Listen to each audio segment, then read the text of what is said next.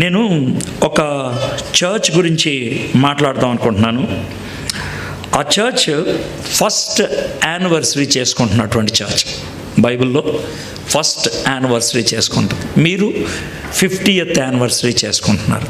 So ఆ రెండు చర్చెస్ని పక్క పక్కన పెట్టుకొని బేరీజ్ వేసుకోవడానికి మనం ప్రయత్నం చేద్దాం. నేను మాట్లాడాలనుకున్నటువంటి చర్చ్ పేరు తెస్సలోనిక అనే ఊరిలో ఉన్నటువంటి చర్చ్. ఓకే, మీ దగ్గర బైబిల్స్ ఉంటే అపోస్తలుడైనటువంటి పౌలు తెస్సలోనిక అనేటువంటి సంఘానికి రాసిన తొలి పత్రిక మీరు తీయండి. నేను ఈ సంఘం గురించి, ఈ ఊరు గురించి, ఈ పత్రిక గురించి నేను కాస్త పరిచయం ఇస్తాను. అప్పుడు మీకు కొత్తగా అనిపించదు. మనము ధ్యానం చేసేది 10 వచనాలు మాత్రమే. 10 వచనాలు కూడా పూర్తిగా నేను ధ్యానం చేయను, సారంగా చూస్తూ ఉంటా. అయ్యగారు కొంచెం రెస్ట్లెస్ అయితే ఏ వచనం దగ్గర ఉంటే ఆ వచనం దగ్గర ఆపేస్తా. పెద్ద విషయం కాదు, ఎందుకంటే నేను వచనం తర్వాత వచనం చూస్తాం కదా. ఏ వచనం దగ్గర ఆపేసినా కూడా ఏం ప్రాబ్లం లేదు.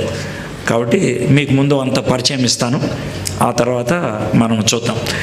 సరే, మొదట కాస్త ఇంట్రెస్టింగ్గా ఉండటానికి తెస్సలోనిక అనేటువంటి పట్టణం గురించి మనం చూద్దాం. ఆ తర్వాత అక్కడికి సువార్త తీసుకొచ్చినటువంటి పౌలు గురించి చూద్దాం. ఆ తర్వాత అక్కడ సంఘం ఎలా స్థాపించబడిందో చూద్దాం. ఈ ఉత్తరం ఏదైతే పౌలు గారు రాశారో ఎందుకు రాశారో చూద్దాం. ఆ ఉత్తరం అంతా 5 అధ్యాయాలు ఏముంటుందో చూద్దాం. తర్వాత మొదటి అధ్యాయంలో కొన్ని వచనాలు చూద్దాం. సో మీకు టోటల్ పిక్చర్ వచ్చేస్తుంది. అర్థం కాదంటూ కూడా ఏముండదు. మీలో చాలామందికి అలెగ్జాండర్ పేరు విని ఉంటారు. అలెగ్జాండర్ గారు వాళ్ళ నాన్నగారి పేరు ఫిలిప్. ఆ ఫిలిప్ అయినటువంటి ఆయన గ్రీసు సామ్రాజ్యాన్ని స్టార్ట్ చేశాడు. కానీ పేరు ప్రఖ్యాతులు వచ్చింది అలెగ్జాండర్కి, ఎందుకంటే ప్రపంచం అంతటినీ గెలుచుకుంది అలెగ్జాండర్ గారు కాబట్టి. అయితే ఫిలిప్ గారు ముందు గ్రీసు దేశంలో అన్ని పట్టణాలని గెలవగలిగాడు, కానీ ఒక పట్టణాన్ని గెలుచుకోలేపాడు. ఆ పట్టణం పేరు సోలనికి. ఆ ఊరి పేరు సోలనికి. సో ఆయన చాలా బాధపడ్డాడు, ఎందుకని ఈ పట్టణాన్ని గెలవలేపాను. అది ఒక సముద్ర తీరాన్ని ఉంటుంది. దాన్ని చాలా అందమైన పట్టణం అంటారు. ద వైట్ క్యాజల్ అని దానికి అప్పట్లో పేరు ఉండేది. వైట్ క్యాజల్ అనేది మంచి వాణిజ్యం ఉండేది. ముంబై పట్టణం లాంటిది అని చెప్పచ్చు గ్రీసు దేశంలో. ఓకే, ఏథెన్స్ రాజధాని అయినప్పటికీ కూడా చాలా వర్తకం అదంతా కూడా తెస్సలోనికలో జరుగుతూ ఉండేదన్నమాట. అయితే ఈయన ఫిలిప్ గారు, రాజుగారు, తనకు సైనిక అధికారులను అందరిని పిలిచి ఒకసారి ఏమన్నాడంటే, బాబు, మరి ఈ పట్టణాన్ని నేను గెలవలేపాను, ఎవరన్నా మీలో వెళ్ళి గెలుచుకొని వస్తే నా రాజ్యంలో మీరు అడిగింది సగం దాకానే ఇచ్చేస్తాను అని అన్నాడు. అయితే కొన్ని రోజులకి తన సైనిక అధికారి ఆయన పేరు కెసెండర్, ఆయన ఏమన్నాడంటే, రాజుగారు మీరు నన్ను ఆశీర్దిస్తే నేను వెళ్తాను అని అన్నాడు. అంటే వెళ్ళాడు. కొన్ని రోజుల తర్వాత వెనక్కి వచ్చాడు. వచ్చి ఏమైంది కెసెండర్ అన్నాడు. సార్, ప్రపంచ పట్టణంలో సోలనికి అనే పట్టణం లేకుండా తుడిచేశాను అన్నాడు. అయ్యయ్యో, ఎందుకు అట్లా చేసావు? ఆ పట్టణం కావాలన్నాను కానీ దాన్ని నాశనం చేయమనలేదు కదా అన్న. లేదు సార్, మీరు కంగారు పడకండి, నేను ఆ పట్టణాన్ని గెలుచుకున్నా. మరి ఏం చేసావు? తుడిచేశాను అంటే, ఏం లేదు సార్, ఆ పట్టణానికి పేరు మార్చేశాను అని అన్నాడు. ఏం పేరు పెట్టావు అంటే మనోడు సిగ్గుపడతాం మొదలుపెట్టాడు. ఎందుకు సిగ్గుపడుతున్నావు? పేరు చెప్పాను అన్నాడు. అంటే, సార్ మీరేమనుకోదు సార్, చెప్పు ఏం పేరు? సార్, ఆ ఊరికి తెస్సలోనిక అని పెట్టాను అన్నాడు. మీకు చిన్న డౌట్ రావచ్చు, ఆ పేరు పెట్టినప్పుడు ఎందుకు సిగ్గుపడ్డాడని. రాజుగారి కూతురు పేరు తెస్సలోనిక, అంటే అలెగ్జాండర్ గారి చెల్లి పేరు తెస్సలోనిక. ఈ కెసెండర్ అనేటువంటి వ్యక్తి తెస్సలోనికని లవ్ చేశాడు. సో ఆయన ఈ విధంగా పట్టణాన్ని గెలిచిన తర్వాత తెస్సలోనికని పెళ్లి చేయమని అడగటం అనమాట. ఒక విధంగా రాజుగారు కెసెండర్కి తన కూతుర్నిచ్చి పెళ్లి చేసి ఆ పట్టణాన్ని వాళ్ళకి రాసి ఇచ్చేయటం జరిగింది. అది తెస్సలోనిక అనే ఊరికి బ్యాక్గ్రౌండ్. ఆ ఊర్లో రోమీలు ఉంటారు. రోమీలు బాగా యుద్ధం చేయగలిగే వాళ్ళు కదా, అందుకనే వాళ్ళు ఫిలిప్ని గెలవగలిగాడు. రెండోది ఏంటంటే గ్రీసు దేశస్తులు ఉంటారు అక్కడ. గ్రీసు దేశస్తులు బాగా ఆలోచించేటువంటి వాళ్ళు, మంచి విద్యాలయాలు అవి ఉన్నాయి. మూడోది యూదులు ఉన్నారు. యూదులు ఒక 8 లేకపోతే 10 కుటుంబాలు ఉంటే వాళ్ళు వాళ్ళ ప్రార్థనా మందిరాన్ని కట్టుకుంటారు. దాన్ని సినగాగు అంటారు, యూదుల సినగాగు. అది కూడా అక్కడ ఉన్నది. ప్రపంచంలో అతి పురాతనమైన సినగాగుల్లో అది ఒకటి. 2004లో ఏథెన్స్లో ఒలింపిక్స్ జరిగినప్పుడు రోడ్లు వెడల్పు చేశారు తెస్సలోనిక పట్టణానికి. అప్పుడు ఒక విచిత్రమైన పని చేశారు. ఏంటనంటే రోడ్డు వెడల్పు చేస్తున్నప్పుడు ఒక సినగాగు అడ్డొచ్చింది. దాన్ని పడగొట్టకూడదని జపాన్ వాళ్ళ యొక్క సాంకేతిక నైపుణ్యతతో, టెక్నాలజీతో వాళ్ళు ఏం చేశారంటే బిల్డింగ్ని అలాగే ఉంచి దాని కింద చక్రాల్లాగా పెట్టి బిల్డింగ్ని 6 అడుగులు వెనక్కి తోసేశారు. బిల్డింగ్ మొత్తాన్ని 6 అడుగులు వెనక్కి తోశారు. అప్పుడు చిత్రంగా చెప్పుకునేటువంటి వాళ్ళు, ఎందుకంటే ఆ బిల్డింగ్ని పడగొట్టకూడదు, పురాతనమైన సినగాగు అనేసి. సో ఇది ఇంట్రెస్టింగ్గా ఉండటానికి మీకు చెప్పాను. యూదులు ఉన్నారు, గ్రీసు దేశస్తులు ఉన్నారు, రోమీలు ఉన్నారు. తెస్సలోనిక అనే పట్టణానికి మనము బ్యాక్గ్రౌండ్ చూసాం. ఇప్పుడు మనం అక్కడికి వచ్చింది, సువార్త చెప్పింది ఎవరంటే పౌలు గారు. పౌలు గారి గురించి కాస్త విషయాలు మీకు చెప్పాలి. పౌలు గారు యేసు ప్రభువారిని సొంత రక్షకుడిగా అంగీకరించిన తర్వాత తొలి దినాల్లో పరిచర్యకి రాలేకపోయాడు. ఎందుకంటే మారు మనసు పొందంగానే పరిచర్య చేద్దామంటే ప్రజలు ఒప్పుకోలేదు. ఆయన అప్పుడు అరేబియా వెళ్ళిపోయాడు. అరేబియాలో ఒక 3 సంవత్సరాలు ఉండి ఆ తర్వాత మళ్ళీ వచ్చి పరిచర్య చేద్దాం అనుకున్నాడు. ప్రజలు ఒప్పుకోలేదు. అప్పుడు లాభం లేదని తన ఊరు వెళ్ళిపోయాడు, కిల్కియా వెళ్ళిపోయాడు. టార్సస్లో పరిచర్య చేశాడు. అక్కడ బాగా క్రైస్తవ్యం వ్యాప్తి చెందుతుందని బర్నబాస్ని పంపించారు అక్కడికి. బర్నబా పౌలు గారిని చూసి, అయ్యాదా నేను నిన్ను పరిచయం చేస్తానని పెద్దోళ్ళకి పరిచయం చేసి మొదటి దండయాత్ర వాళ్ళిద్దరు కలిసి చేశారు. ఎవరు? పౌలు, బర్నబాస్ చేశారు. ఆ తర్వాత వాళ్ళు యెరూషలేంకి వెళ్ళి అక్కడ మొట్టమొదటి సంఘ కాన్ఫరెన్స్ జరిగింది. దాన్ని చేసిన తర్వాత వెనక్కి వచ్చి 2వ దండయాత్ర వెళ్దామంటే గొడవలు వచ్చాయి, మార్కుని తీసుకెళ్లాలా లేదా అనే విషయం దగ్గర. అప్పుడు 2 వేరువేరైపోయి పౌలు గారు 2వ మిషనరీ దండయాత్ర చేశారు. ఈ 2వ మిషనరీ దండయాత్రలో ఇప్పుడు మనం అనుకునేటువంటి టర్కీ దేశానికి వచ్చారు. అప్పట్లో దాన్ని బిథినియా అనేవాళ్ళు. అక్కడ వేరు ఊర్లుండే, లుస్త్రా అని ఇలాంటి ఊర్లుండే. అలాంటి ఊర్లో పరిచయం చేస్తుంటే ఒక కుర్రోడు వచ్చాడు. 20 ఏళ్ళు 22 ఏళ్ళు మధ్యలో ఉంటుంది కుర్రోడికి. వచ్చాడు. వచ్చి, అన్నయ్య నేను కూడా నీతో పాటు పరిచర్యకు వస్తానన్నాడు. ఎవర్రా నువ్వు అన్నట్లు మాట్లాడాడు. మాట్లాడితే ఆ బాబు వెనకాలే వాళ్ళ అమ్మ ఉంది. బాబు వీడు నా బాబే, చిన్నప్పటి నుంచి వీడికి వాక్యం చెప్పానయ్యా అని అన్నాడు. ఆ అమ్మ వెనకాలే వాళ్ళమ్మ కూడా ఉంది. వాళ్ళ అమ్మ ఏమన్నదంటే, అయ్యా బాబు వీడికి దేవుని వాక్యం బాగా బోధించామయ్యా, మీరు తీసుకెళ్ళండి అన్నాడు. రే ఏం పేర్రా నీది అంటే, నా పేరు తిమోతి అండి, ముద్దుగా టిమ్మి అని పిలుస్తారు, నాతో పాటు వచ్చాయి అని అన్నాడు. అప్పటి నుంచి పౌలు గారు టిమ్మి గారితో జాయిన్ అయింది. అయితే అప్పటికే పౌలు గారి దగ్గర కొంతమంది కుర్రోళ్ళు ఉండేవాడు. ఒక కుర్రోడు పేరు సిల్వానా, ఇంకొక ఆయన కొంచెం పెద్ద ఆయన అనుకోండి, ఆయన పేరు లూకా గారు వృత్తిరీత్యా డాక్టర్ గారు, సిల్వానా గారు, ఇప్పుడు తిమోతి గారు జాయిన్ అయ్యారు. వాళ్ళు అక్కడి నుంచి నెమ్మదిగా ప్రయాణమై యూరప్ ఖండానికి వెళ్ళారు. యూరప్ ఖండంలో మొట్టమొదటిగా సంఘం స్థాపించబడింది ఫిలిప్ అనేటువంటి ఊర్లో. ఇప్పుడు మనం అపోస్తల కార్యం 16వ అధ్యాయానికి వచ్చేసాం. మేము కథలాగా చెప్పుకుంటూ వెళ్తున్నాను, మీకు వినటానికి బాగుంటుంది కదా. అది అసలు అక్కడికి వచ్చారు. అదే మొట్టమొదటి చర్చ్ అనమాట. లూదియా అనేటువంటి ఆవిడ ఇంట్లో ఆ చర్చ్ పెట్టారు. వాళ్ళు అక్కడ పరిచర్య అయిపోయిన తర్వాత పౌలు గారు ఏం చేశారంటే, బాబు లోకా నువ్వు కొన్ని రోజులు ఉండే ఇక్కడ, వీళ్ళు ఇప్పుడే ప్రభులోకి వచ్చారు కదా, నువ్వు కాస్త వాళ్ళని స్థిరపరచని లోకాను వదిలేశారు. ఇప్పుడు ఇంకా 3 మిగిలారు. ఎవరెవరు? పౌలు గారు, సిల్వానా, తిమోతి. వాళ్ళు 3 తెస్సలోనిక అనే పట్టణానికి వచ్చారు. బహుశా 3 నెలలు ఉండుంటారేమో, ఎన్ని రోజులు ఉన్నారు మనకు తెలియదు కానీ రామారామి 3 నెలలు అనుకోవచ్చు. మనం ఇప్పుడు అపోస్తల కార్యం 17వ అధ్యాయానికి వచ్చేసాం. ఓకే, ఆ 3 నెలల్లో వాళ్ళు మరి వీళ్ళు యూదులు కదా, యూదులు కాబట్టి ప్రతి శుక్రవారం సాయంత్రం 6 గంటలకి వాళ్ళు ప్రార్థనా మందిరానికి వెళ్తారు. పౌలు గారు కూడా వెళ్తూ ఉంటే 1-2 వారాలు చూసి, ఏ బాబు ఏం పేరు నీది, కొత్తగా వస్తున్నావు అని అన్నారు. సార్ నా పేరు పౌలు సార్, మాది కిల్కియా, నేను గమాలియల్ గారి దగ్గర చదువుకున్నాను, నాకు ధర్మశాస్త్రం అవన్నీ బాగొచ్చు అని అంటే, అవునా మరి వచ్చేవారు నువ్వు వాక్యం చెప్పు అని అన్నారు. అంటే మనోడు వాక్యం చెప్పాడు.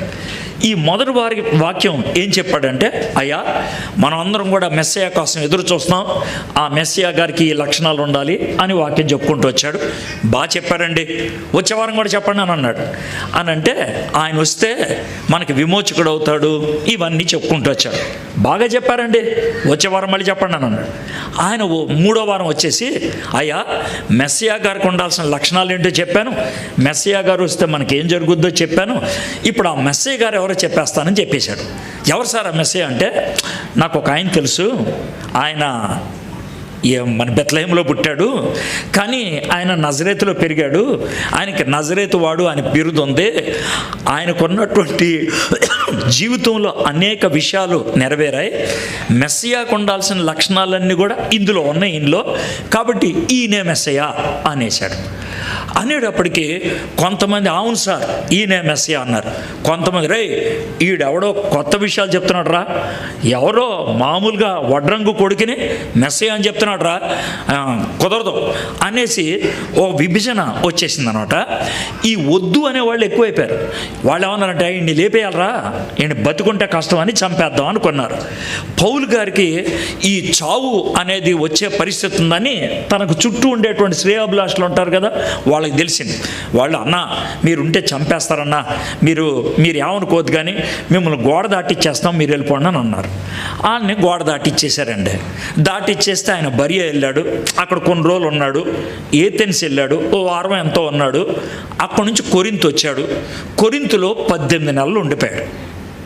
ఆయన కొరింథులో ఉన్నప్పుడు ఓ రోజు కూర్చొని పౌలు, తిమోతి, సిల్వానా కూర్చొని ఉంటే, అరే తిమోతి, అరే సిల్వానా, ఏం లేదురా మనం తెస్సలోనికే వెళ్ళాం కదా, అవునన్నా 3 ప్రసంగాలు చేశాను నేను, అవునన్నా, మరి అక్కడ కొంతమంది ప్రభువుని అంగీకరించారు, అవునన్నా చాలామంది అంగీకరించారు, కానీ వాళ్ళ ప్రభువుని నిలబెడతానికి అవ్వలేదురా, వచ్చేసాను నేను, అవునన్నా అన్నా, కానీ ఇప్పుడు మీరు వెళ్తే కనుక బతికినారన్నా, అదేనా నేను కూడా ఆలోచిస్తుంది. మరి తిమోతి మనోడు టెన్షన్ స్టార్ట్ అయ్యింది, ఈయనేంటి నా పేరు ఎత్తాడని. అరే బాబు తిమోతి నువ్వు వెళ్ళి ఉండకూడదా అంటే, అన్న నేను కొత్తోడిని మొన్న వచ్చాను, నేను 2 నెలలు కూడా అవ్వలేదు, నాకు పెద్ద వాక్యం తెలియదు. కాదురా నీకు చెప్పిన విషయాలు గుర్తున్నాయి కదా, గుర్తున్నాయి, నువ్వు ప్రభు మీద ఆధారపడి నువ్వు వెళ్ళి ధైర్యంగా వాళ్ళకి వాక్యం చెప్పా అంటే, కుర్రోడండి 22-23 ఏళ్ళు ఉంటే తిమోతిని పంపించేశాడు. ఎక్కడికి? తెస్సలోనికకి. ఆయన 1 సంవత్సరం పరిచర్య చేశాడు తిమోతి గారు. పరిచర్య చేసి మళ్ళీ వచ్చేసాడు. ఎక్కడికి? కొరింథీ. ఎందుకని? అన్నయ్యకి రిపోర్ట్ ఇద్దామని. అన్నయ్య పరిచర్య బాగా జరుగుతుందంట. అరే నువ్వే కాదు, నాకు వేరే వాళ్ళ దగ్గర నుంచి కూడా తెలిసింది, బాగా జరుగుతుందంటగా, మన వాళ్ళు బాగా స్థిరపడిపోయారంట. అవునన్నయ్య బాగా స్థిరపడిపోయారు, చాలా సంతోషం రా. మరి ఇంకేమన్నా సమస్యలు ఏమైనా ఉన్నాయి అంటే, అన్నయ్య ఒక సమస్య ఉందన్న, అది నాకు ఎలా తీర్చాలో అర్థం కాలేదన్న. ఏంటి అన్న, నువ్వు 3 ప్రసంగాలు చేసావు కదా, అవును, అందులో ప్రసంగంలో చివరి ప్రసంగం అనుకుంటా ఏమని చెప్పావంటే, ఆ మెస్సయ్య తిరిగి వస్తాడు, ఎప్పుడు వస్తాడో తెలీదు, రేపో మాపో వచ్చేస్తాడు అని చెప్పారు. అవునవును, 2వ రాకడ గురించి చెప్పాలి కదా. అయితే మా వాళ్ళు దాన్ని గట్టి పట్టుకున్నారన్న. గట్టి పట్టుకోవటం ఏంట్రా అంటే, యేసే వచ్చేస్తాడు కదా, వచ్చేస్తే మంచిదే కదా, మనం సిద్ధపడాలి, సిద్ధపడతాం కూడా మంచిదే కదా. కానీ మీరు అర్థం చేసుకోవాలన్నా, సిద్ధపడతాం అంటే ఏం చేశారు చెప్తాను. ఉద్యోగం చేసేవాళ్ళు మానేశారు, ఇల్లు కట్టుకునే వాళ్ళు మానేశారు, పెళ్లి చేసుకోవాలనుకున్న వాళ్ళు మానేశారు. ఏంటి పెళ్ళి ఎందుకు, రేపో మాపో వేసే వస్తాడు, ఉద్యోగం ఎందుకు, రేపో మాపో వేసే వస్తాడు, ఇల్లు కట్టుకోవటం ఎందుకు, అనవసరంగా రేపో మాపో వేసే వస్తాడు. అందరూ భోజనం చేసి పడుకొని ఉంటున్నారన్న. ఇది పరిస్థితి. అరే రే ఇది ఆ సమస్య. మరి ఎట్లా? అయితే ఓ పంచే తిమోతి, నువ్వు కూర్చో, నేను ఒక ఉత్తరం రాసిస్తా, నువ్వేం చేస్తావు, ఆ ఉత్తరం తీసుకెళ్ళి ప్రతి గుంపు దగ్గర ఆ ఉత్తరం చదివేసాయి. ఎందుకంటే నీకు అన్నీ గుర్తుండో, నేను రాసిస్తే అవి ఉత్తరం చదివేసి అన్నాడు. ఆ విధంగా రాసిన ఉత్తరమే తెస్సలోనిక సంఘానికి రాసిన మొదటి పత్రిక. అర్థమైందండి? ఇది ఉపోద్ఘాతం. ఇది కూడా మీకు అర్థం కాదంటే నేను ఇంకేం చేయలేను. ఏమంటారు సార్? అది పరిస్థితి. చిన్నపిల్లలు చెప్పినట్టు చెప్పాం, అర్థమైంది కదా. అయితే ఈ ఉత్తరాన్ని బహుశా 50 ఆ ప్రాంతాల్లో 51, 53 ఆ ప్రాంతాల్లో రాసి ఉన్నాడు. చాలామంది పండితులు ఓ చిన్న వాదన పెట్టుకుంటారు, గలతీయులకి రాసిన పత్రిక మొదటి పత్రిక, లేకపోతే తెస్సలోనికకి రాసిన మొదటి పత్రిక మొదటిదా, పౌలు గారు రాసిన 13 పత్రికల్లో ఏది ఫస్ట్ అన్న దాంట్లో ఈ రెండిట్లో ఏదో ఒకటి అనమాట. అయితే తెస్సలోనిక రాసిన మొదటి పత్రిక, లేకపోతే గలతీయులకు రాసిన మొదటి పత్రిక. ఇది చాలా తొలి దినాల్లో రాసినటువంటి పత్రిక అండి. సరే, ఇప్పుడు మీకు తెస్సలోనిక పట్టణం గురించి చెప్పా, తెస్సలోనిక పట్టణానికి సువార్త ఎలా వచ్చిందో చెప్పా, తెస్సలోనిక పట్టణంలో మొదటి సంవత్సరంలో సంఘం ఎలాగ అభివృద్ధి చెందిందో లైట్గా తెలుసుకున్నాం. ఉత్తరం ఎందుకు రాశారో మనకు అర్థమైంది. ఇప్పుడు ఇంకొక విషయం చెప్పాల్సిందంటే, ఈ పత్రికకి 5 అధ్యాయాలు. 5 అధ్యాయాల్లో 2 భాగాలు. మొదటి 3 అధ్యాయాలు అభినందన అంటే అటు దేవుణ్ణి స్తుతించాడు, ఇటు తెస్సలోనిక సంఘస్థుల్ని అభినందించాడు. అంత హ్యాపీ మొదటి 3 అధ్యాయాలు. అంటే మీరు బాగున్నారు, ఎదుగుతున్నారు, అది ఇదని. ఇక చివరి 2 అధ్యాయాలు ఉన్నాయే, అభ్యర్థన విషయంలోకి వచ్చాడు. అరే బాబు, మీరేమో సచ్చినోళ్ళ గురించి టెన్షన్ పడుతున్నారంట, మీరేమో రెండో రాకడ గురించి టెన్షన్ పడుతున్నారంట అని ఆ విషయాన్ని కవర్ చేశాడండి. కాబట్టి ఈ 5 అధ్యాయాలు ఒక ఉత్తరంలాగా చదివేశారనుకోండి, బాగుంటుంది. చాలామంది బైబిల్ని సీరియల్ లాగా చూస్తే బాగుంటుంది. సీరియల్ లాగా చూస్తే బాగుంటుందంటే, 10 ఎపిసోడ్లు సీరియల్ ఉందనుకోండి, 6వ ఎపిసోడ్లో ఓ 10 నిమిషాలు చూపిస్తే మీకు ఏమన్నా అర్థం అవుద్దా అని చెప్పండి సార్, ఏమన్నా అర్థం అవుద్దా? కాదు కదా. మరి బైబిల్లో ఉన్నట్టుండి ఒకటి తీసి 2 వచనాలు చూసి నాకేం అర్థం కావట్లేదంటే ఎలా అర్థం అవుద్ది? చెప్పండి సార్, మీరే చెప్పండి. పోనీ బైబిల్ మొత్తం చదవలేరు, కనీసం ఏ పుస్తకం అయితే తీశారో దాన్నైనా ఓసారి అలా చదువుకుంటూ వెళ్తే కొద్దో గొప్ప అర్థం అవుతుంది కదా. ఇప్పుడు నేను ఇలా చెప్పానే, ఇదేదో విచిత్రమైనటువంటి జ్ఞానం ఏం కాదు, హిమాలయాల్లో తపస్సు చేస్తే వచ్చిందేం కాదు, మామూలుగా చదువుకుంటే వస్తుంది. మీకు మాట చెప్పంటారా, ఇప్పుడు మనకి ఈ భారతదేశంలో పవిత్ర గ్రంథాలు ఉన్నాయి కదా, ఖురాన్ కానీ, భగవద్గీత కానీ, లేకపోతే గురు గ్రంథ్ సాహిబ్ కానీ, లేకపోతే బైబిల్ కానీ, ఈ పుస్తకాలన్నిటిలో అతి సులభమైనది ఏంటి తెలుసా? బైబిలే. అని అంటారేమో, బైబిలు మార్కెట్ భాషలో రాశారు. ఇప్పుడు ఖురాన్ ఉందనుకోండి, 6వ శతాబ్దంలో ఉన్న అరబిక్ భాషలో రాశాడు. ఈరోజు ఖురాన్ చదివే వాళ్ళల్లో 5% మంది కూడా అర్థం కాదు, ఎందుకంటే ఆ భాష ఇప్పుడు లేదు కదా. కానీ మనకు ఆ తలనొప్పి లేదు. ఇక రెండోది, ఈ సంస్కృతం ఎవరికి వస్తుంది? సంస్కృతంలో ఉంది భగవద్గీత కానీ, రామాయణం కానీ, ఎవరికి అర్థం అవుద్ది? కష్టం. అయితే బైబిల్ అలా కాదు, మన భాషలో తర్జుమా అయిపోయింది, మనం కళలకు అనే భాషలో చదివేచ్చు. ఇంకో 2 అడ్వాంటేజ్ ఉందండో. ఎలా అంటే, ఈ బైబిల్ చదువుతున్నప్పుడు దీని గ్రంథకర్త ఉన్నాడే, ఆయన వచ్చి మన పక్కన కూర్చుంటాడు. ఎవరు సార్ అంటే పరిశుద్ధాత్ముడు. అర్థమైంది కదా. కాబట్టి మనం చదువుతున్నప్పుడు కొంచెం తలకాయ పక్క తిప్పి, అయ్యా కొంచెం దీని అర్థం ఏంటనంటే, ఆయన ఎలా ఒక లోనకి అర్థం వచ్చేట్లు చేస్తాడు. ఆయన ఎలా చేస్తాడని నన్ను అడగొద్దు, అదొక అనుభవం అంతే. అదొక అనుభవం కాదు, మీకు కోరిక ఉండాలి అంతే, కోరిక ఉండాలి. ఆ కోరికతో మీరు చదవగలిగితే మీకు చక్కగా విషయాలు అర్థమైపోతుంది అన్నాడు. సో ఇది మీకు పరిచయం అండి. మనం మొదటి అధ్యాయాన్ని మనం ధ్యానం చేద్దాం. ఓకే, 10 వచనాలు ఉంటాయి, అది మనం ధ్యానం చేసేది.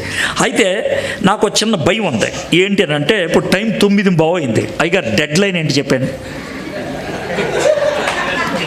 10. ఓకే, సో నేను మంచివాడిని కాబట్టి 10:15 లోపల అవగొట్టేస్తా. 10:15 అంటే కనుక 10 వచనాల్లో మనం 4-5 వచనాలు కొంచెం స్పీడ్కి వెళ్ళినా 10 వచనాలని కవర్ చేయడానికి ప్రయత్నం చేస్తాను. కాదు, మీరేం టెన్షన్ పడదు. ఇప్పుడు మీకు కథ ఎలా చెప్పేశానో మొదటి అధ్యాయం కూడా మొత్తం చెప్పేస్తాం. చెప్పి కొన్ని వచనాలు మాత్రం మనం ధ్యానం చేస్తాం. ఇప్పుడు ఈ పౌలు గారు ఎప్పుడైనా ఉత్తరం రాస్తే, మనకి ఉత్తరం రాసేటువంటి అలవాటు తప్పింది. ఎందుకంటే ఇదివరకు ఉత్తరాలు రాసేవాళ్ళం, కొంచెం టెక్నాలజీ పెరిగిన తర్వాత ఈమెయిల్స్ పంపించడం మొదలుపెట్టాం, ఇంకా పెరిగిన తర్వాత చాట్ చేయడం మొదలుపెట్టాం. కాబట్టి వస్తావా రావా ఇంతే మాటలు తప్పించి మనకేం రావు మామూలుగా చాట్లో. ఇదివరకు అయితే కనుక అసలు విషయాలు ఉండే. ఎలా అంటే, వస్తావా అని అనటానికి ఎంత ఏమండి మీరు బాగున్నారా? నేను బాగున్నాను. పిల్లలు బాగున్నారా? బాగున్నారు. ఏమీ లేదు, ఓ చిన్న మాట, మీరు వస్తారో లేదో కనుక్కుందామని, మరి త్వరలో కలుసుకుందామే, వందనాలు. ఇది ఉండేది ఉత్తరం. ఇప్పుడు అంత పొడుగు రాయలేక వస్తావా రావా, ఇది మనకు అలవాటైపోయింది. కాబట్టి ఉత్తరం రాయటం అనేది మనం మర్చిపోయాం. కాబట్టి ఉత్తరాల గురించి చిన్న పరిచయం వాళ్ళు. సర్వసాధారణంగా ఉత్తరాల్లో ముందు కుశల ప్రశ్నలు ఉంటాయి, కుశల మాటలు అని ఉంటాయి. అంటే మీరు ఎలా ఉన్నారు, మేము బాగున్నాం, మీరు బాగున్నారా, ఇది మొదట్లో ఉంటాయి. ఇది ఫస్ట్, అర్థమైందా? మరి ముఖ్యంగా నాన్నను కానీ అమ్మను కానీ డబ్బులు అడిగేవాడు మరీ ఎక్కువ. నాన్నగారు మీరు బాగా గుర్తొస్తున్నారు, ఎలా ఉన్నారు మీరు, కొంచెం మనం మస్కా కొట్టాలన్నమాట. ఆ తర్వాత ఆడు డబ్బులు అడిగేది ఎప్పుడు ఉంటుందో తెలుసా? చివరిలో, నాన్న ఏమి లేదు, ఓ 100 రూపాయలు కావాలి, మరి కలుస్తాము అని సంతకం పెడతాడు. ఇది పౌలు గారు అప్పట్లో ఉత్తరాలు రాసే పద్ధతుల్లోనే ఉత్తరం రాసేవాడు. పౌలు గారు ఉత్తరాలు అన్నట్లు 4 విషయాలు ఉంటాయండి. మొదట ఎవరు రాస్తున్నారు, ఎవరికి రాస్తున్నారు, ఇవి ఉంటాయి. రాసిన తర్వాత ప్రభువుని స్తుతిస్తాడు, ఆరాధిస్తాడు. ఎవరికైతే ఉత్తరం రాస్తున్నాడో వాళ్ళకు ఉన్నటువంటి మంచి విషయాలను బట్టి వాళ్ళని అభినందిస్తాడు, దేవునికి థ్యాంక్స్ చెప్తాడు. ఈ 3 విషయాలు. ఇక 4వది ఏంటనంటే వాళ్ళకున్నటువంటి సమస్యని అడ్రస్ చేస్తూ ఉత్తరం రాస్తాడు. అది ఎవరైనా సరే. రోమీలు అనుకోండి సిద్ధాంతం, గలతీలు అనుకోండి యూదుల ఆచారాలు పాటించాలా లేదా, కొలసీలు అనుకోండి అసలు యేసు ప్రభు దేవుడా కాదా, ఫిలిప్పీలు అనుకోండి మేము టెన్షన్లో ఉన్నాం, సంతోషంగా ఉండాలంటే ఎలాగా. ఇలాగ ప్రతి పత్రిక కూడా ఒక అంశం ఉంటుంది, ఆ అంశం మీద మ్యాక్సిమం రాస్తాడు. కానీ ప్రతి ఉత్తరానికి కూడా ఏ విషయాలు ఉంటాయి, ఇందులో కూడా అయ్యే ఉంటాయి. అర్థమైందా? మనం చూసేటువంటి ఈ 10 వచనాల్లో మనం చూసేది ఏమీ లేదు. ఆయన ఎవరు రాస్తున్నారు, ఎవరికి రాస్తున్నాడు, ప్రభువును స్తుతించాడు, తెస్సలోనిక సంఘాన్ని అభినందించాడు, అంతే, అంతకంటే ఇంకేలేదు. నేను ఈ అధ్యాయం ఎందుకు తీసుకోదలుచుకున్నానంటే ఇది మీరు సంతోషకరమైనటువంటి సమయం, 50th యానివర్సరీ. మరి ఈ సంతోషకరమైన సమయంలో మనం దేవునికి వందనాలు చెల్లించాలి, మన జీవితం బాగుందో లేదో కొంచెం పరిశీలన చేసుకోవాలి, ఇది విషయం. ఓకే, సో ఇప్పుడు మనం చూద్దాం. మొదటి వచనం, తండ్రి అయిన దేవుని యందును ప్రభు అయిన యేసుక్రీస్తునందును ఉన్న తెస్సలోనికీయుల సంఘమునకు పౌలును సిల్వానను తిమోతియును శుభమని చెప్పిరాయినది, కృపయు సమాధానమును మీకు కలుగునుగాక. ఇది మొదటి వచనం. ఈ వచనంలో ఎవరు రాస్తున్నారు, ఎవరికి రాస్తున్నారు, అర్థమైందా? ఎవరిని ఉద్దేశించి రాస్తున్నారు, 3 అయిపోయాయి. ఆ 3టిని కాస్త డీటెయిల్స్లోకి వద్దాం. ఎవరు రాస్తున్నారు దగ్గర మొదలెద్దాం. ఎవరు రాస్తున్నారు అంట, పౌలును సిల్వానను తిమోతియు. ఇప్పుడు పెన్నుతో రాస్తే పెన్ను ఎంతమంది పట్టుకుంటారు? ఒకడే కదా. మరి 3 పేర్లు రాశాడే, అంటే 3 కలిసి రాశారా? కాదు కదా, ఎవరో ఒకళ్ళే రాశారు. కానీ 3 పేర్లు ఎందుకు పెట్టారంటే ఉత్తరం రాసింది నేనే, కానీ నేను రాసిన ప్రతి మాటకి వీళ్ళు ఓకే అన్నారు. నేను రాసిన అంటే మేము 3 కూడా ఒకటిగా ఈ ఉత్తరం రాస్తున్నాం. చాలా జాగ్రత్తగా, మేము 3 కూడా ఒకటిగా ఉన్నాం. పౌలు సిల్వానా తిమోతి ఒకటి అవ్వటానికి కారణం ఏంటంటే వాళ్ళలో ఉన్నది ఒకటే క్రీస్తు, వాళ్ళని నడిపించేది ఒకే పరిశుద్ధాత్ముడు. మరి ఇక్కడ 150 దాకా తెలుగు సంఘాలు ఉన్నాయి. తెలుగు సంఘాలు బ్రాడ్ లెవెల్లో ఆలోచిద్దాం. తెలుగు సంఘాలు 150 ఉన్నాయి. మీరు వేరు కారణాలు బట్టి మీకున్నటువంటి వేరు సంఘ బ్యాక్గ్రౌండ్స్ని బట్టి వేరు చర్చిలు పెట్టుకున్నారు, నో ప్రాబ్లం, దాంట్లో ప్రాబ్లం ఏం లేదు. అయితే ఎదురు బదురు అయినప్పుడు సేవకులే కానీ సంఘస్థులే కానీ ఆ ఐక్యతను అనుభవించగలుగుతున్నారా? ఇది నా ప్రశ్న. తలకాయ ఊపొద్దు, ఎందుకనంటే ఊపితే అది ఇంకో పాపం అవుతుంది. ఓపకుండా ఉంటే ఒకటే పాపం ఉంటుంది, ఊపితే 2వ పాపం అవుతుంది. మీరు ఓపొద్దు, అర్థమైందా? ఎందుకంటే నేను మాట్లాడే మాటలు మీకు తాకుతాయి. కవరింగ్ చేయడానికి నవ్య ముఖం పెట్టద్దు, కవరింగ్ చేయడానికి తల ఊపొద్దు. మీరు ఆలోచించుకోండి. మీరు వ్యతిరేకత ఎందుకు? ఎవరితో అయినా సరే, వాళ్ళు క్రైస్తవులే, మీరు క్రైస్తవులే, వాళ్ళు పట్టుకున్నది అదే బైబిలు, నువ్వు పట్టుకున్నది అదే బైబిలు, నువ్వు ప్రార్థన చేసేది అదే దేవుడికి, నేను ప్రార్థన చేసేది అదే దేవుడికి. ఎందుకని విభేదాలు? తమిళనాడులో ఒక చర్చిలో చర్చి మధ్యన గోడ ఉంది. చర్చి మధ్యన గోడ ఎందుకుంది గోడ అని అంటే, ఈ పక్కన ఒక వర్గం వాళ్ళు అంటారంటే ఈ పక్కన వాళ్ళు ఒక వర్గం అంటారు. మధ్యలో నిలబడి మాట్లాడతారు పాస్టర్. నేనేం అబద్ధం ఆడతలా, అర్థమైందా? నేనేమో అబద్ధం ఆడలే. సారే జహాసా అచ్చా అనే ప్రోగ్రాంలో ఆయన టీవీలో కూడా చూపించాడు ఆ చర్చ్ని. ఆయన పేరంటే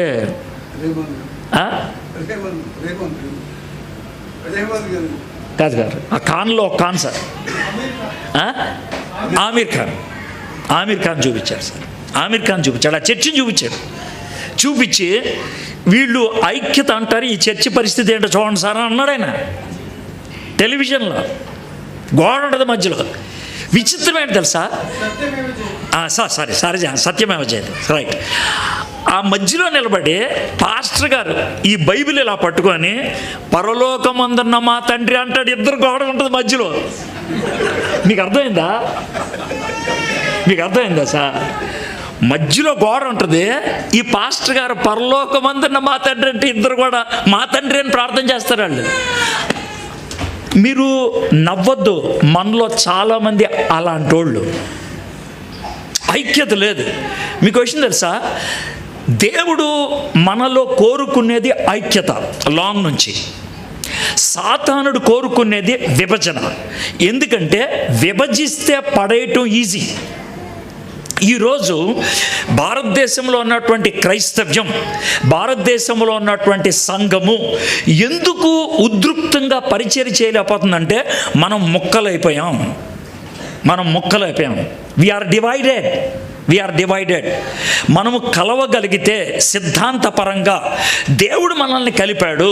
మనకున్నది ఒకటే క్రీస్తు, మనకున్నది ఒకటే పరిశుద్ధాత్ముడు, మనకున్నది ఒకటే తండ్రి. ఆ భావన మనకున్నట్లయితే చిన్న చిన్న విషయాలు, మైనర్ ఇష్యూస్లో తేడాలు ఉంటాయి. మైనర్ ఇష్యూస్ ఎవరికి రాస్తున్నారు? తండ్రి అయిన దేవుని యందును ప్రభు అయిన యేసుక్రీస్తునందును ఉన్న తెస్సలోనికీల సంఘమునకు. సంఘములోకి దేవుడు ఎలా వస్తాడు? సంఘములోకి దేవుడు ఎలా వస్తాడంటే సంఘస్థుల్లో దేవుడు ఉంటే. మీకు అర్థం కదండి? సంఘములోకి దేవుడు ఎలా వస్తామంటే సంఘస్థుల్లో దేవుడు ఉంటే. నాలో దేవుడు ఉంటే, నీలో దేవుడు ఉంటే, మన ఇద్దరం కూడా ఒక చోట చేరితే, యేసు నామమున ఒక చోట చేరాం కాబట్టి, యేసు అన్న మాట ఏంటి తెలుసా? ఎక్కడైనా ఇద్దరు ముగ్గురు, తర్వాత మాట ఏంటి? నా నామం పేరట, ఆ హెడ్డింగ్ కింద వస్తే అక్కడ నేను ఉంటాను. అది ఆయన అన్నమాట, అక్కడ అన్నమాట అది.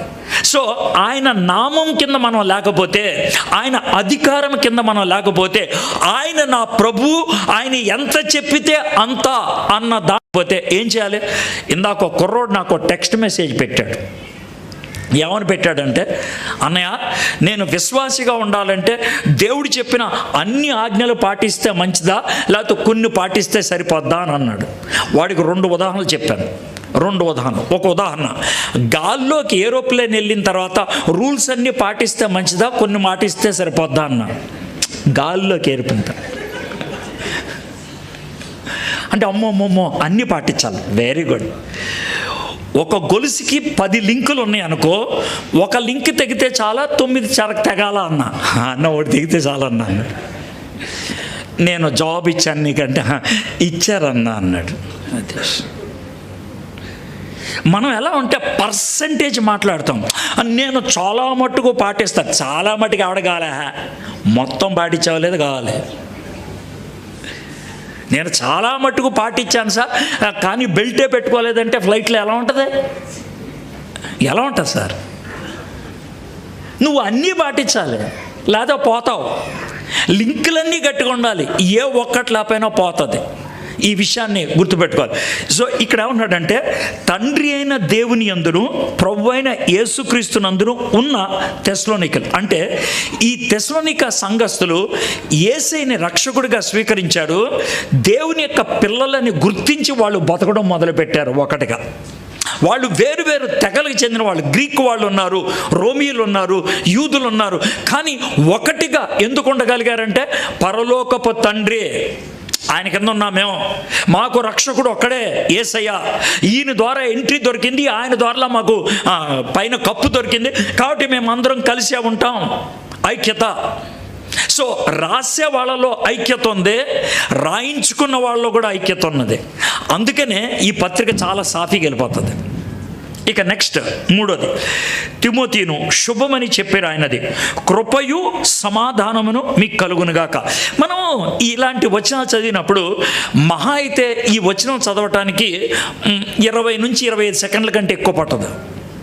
తర్వాత దాన్ని మర్చిపోవడానికి మహా అయితే 12 కంటే ఎక్కువ సెకండ్లు పట్టదు.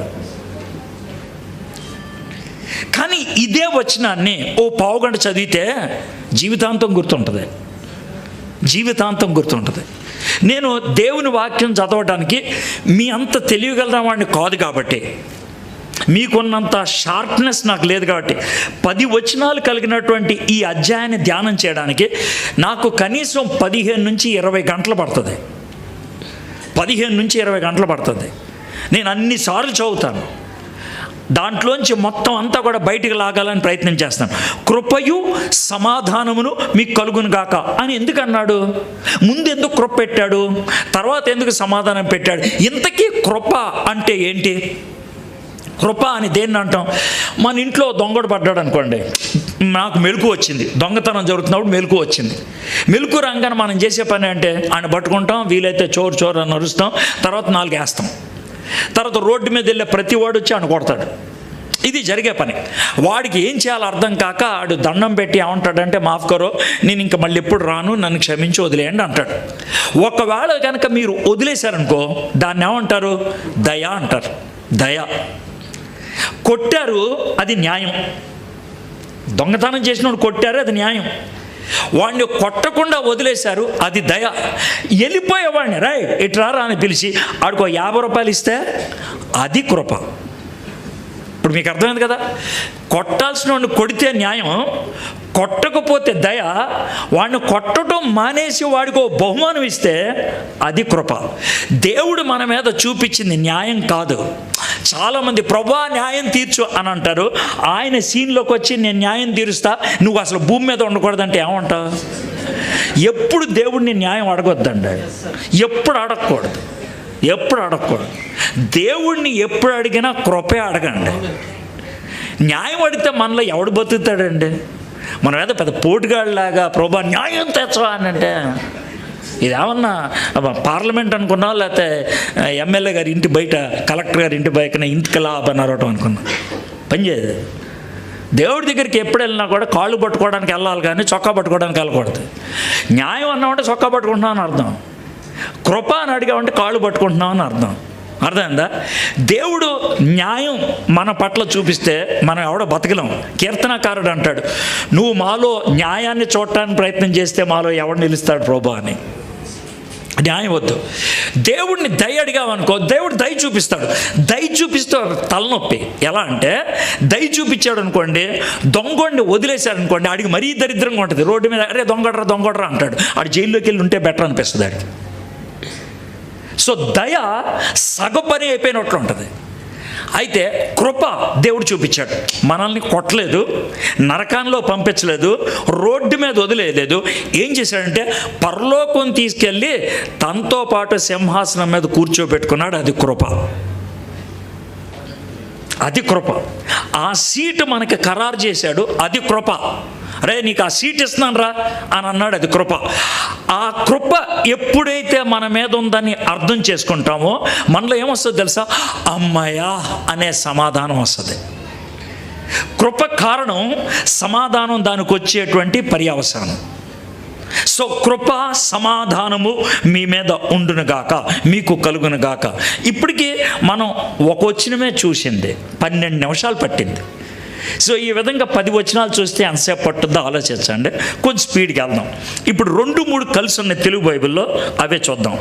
విశ్వాసముతో కూడిన మీ పనిని, ప్రేమతో కూడిన మీ ప్రయాసమును, మన ప్రభు అయిన యేసుక్రీస్తునందల నిరీక్షణతో కూడిన మీ ఓర్పును మేము మన తండ్రి అయిన దేవుని ఎదుట మానక జ్ఞాపకము చేసుకొనుచు మా హృదయముల యందు మీ విషయమై విజ్ఞాపన చేయొచ్చు మీ అందరి నిమిత్తము ఎల్లప్పుడూ దేవునికి కృతజ్ఞతాస్తుతులు చెల్లించుచున్నాము.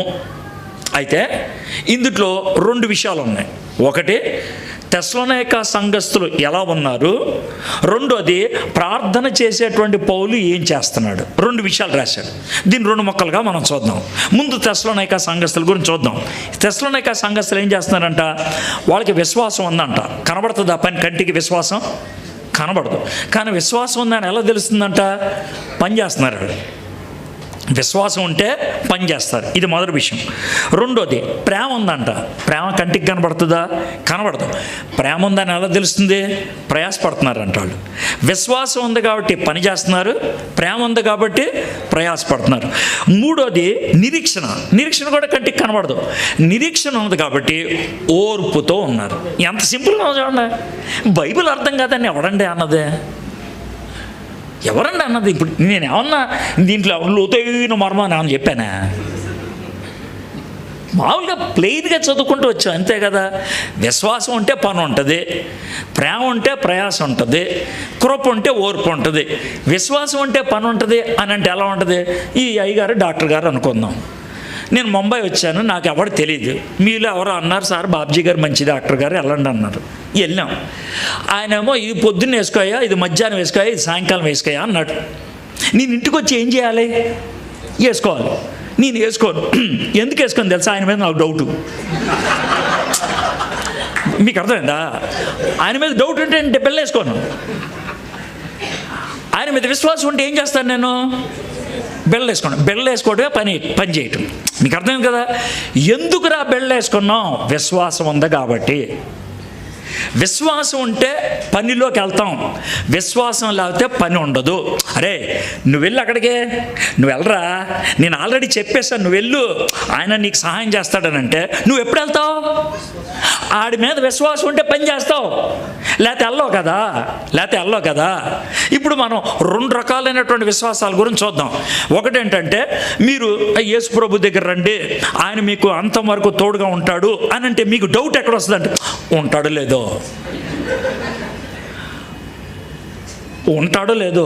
విశ్వాస జీవితం మొదలెట్టవు. ఎందుకు మొదలెట్టలేదని నీకు విశ్వాసం లేదు. సార్ నాకు చూపి అంటే నేనేం చేయను? ఇప్పుడు నా జోబులో 100 రూపాయలు ఉన్నాయిరా అన్నాను అనుకో, నువ్వు నమ్మితే దోస్త్ అయితే బిర్యానీ తిందా ఉంటావు. నీకు డౌట్ ఉంటే నా చూపి అంటాడు. చూపి అన్నాక నేను చూపించిన తర్వాత విశ్వాసం అనే మాటకు అర్థం ఉందా? చెప్పు, నాకు అర్థం ఉందా? 100 రూపాయలు చూపించిన తర్వాత విశ్వాసం అనేది ఇక డిలీట్ అయిపోయినట్టేగా. దేవా నా చూపి అంటే ఆయన ఏం చూపిస్తాడు? ఆయన ఏం చూపిస్తాడు సార్? మీకు వచ్చి చెప్పమంటారా? దేవుణ్ణి కొన్ని అడుగుతాం మనం. అసలు నిజంగా దేవుణ్ణి అడిగినట్లు ఆయన చేస్తే మనలో చాలామంది గుండె ఆగి చచ్చిపోతారు. ఎలా చెప్పమంటారు? ఒక ఉదాహరణ, మీరు ఇంట్లో ఒక్కళ్ళే కూర్చొని ఉన్నారు గదిలో, అర్థమైందా? కొంచెం భారంగా ఉంది, ఎవరు లేరు, తలుపు వేసుకొని ప్రార్థన చేస్తారు. ప్రభు చెప్పు ప్రభు. ఏంటమ్మా విషయం అన్నాడు అనుకో దేవుడు. నీ పరిస్థితి ఏంటి? అది చెప్పు, నాకు ఉంటావా? భయంకరంగా చోరు అని బయటకు అరుకొస్తావు. అది నువ్వు చేసే పని. అది ఇవన్నీ డ్రామాలు. చెప్పు అని అంటే ఏంటి విషయం అన్నాడానికి ఏంటి పరిస్థితి?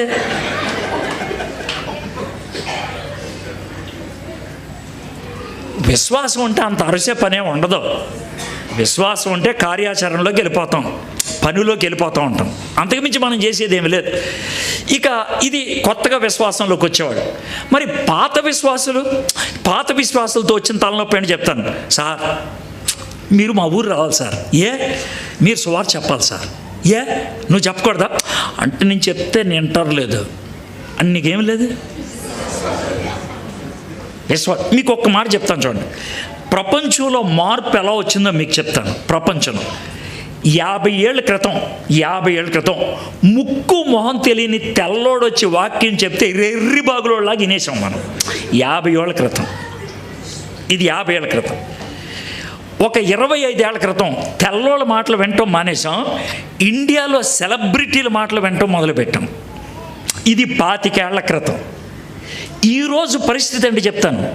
నాలోంటి తీసుకొచ్చి మీ ఫ్రెండ్స్ అందరి మధ్యన వాక్యం చెప్పమంటే అద్భుతంగా వాక్యం చెప్పి, నేను ఒకప్పుడు కెమెరా డాన్సర్ని, ఇప్పుడు యేసు ప్రభుని అంగీకరించాను అని చెప్పేసిన తర్వాత గూస్ బంప్స్ కూడా వస్తాయి నీకు.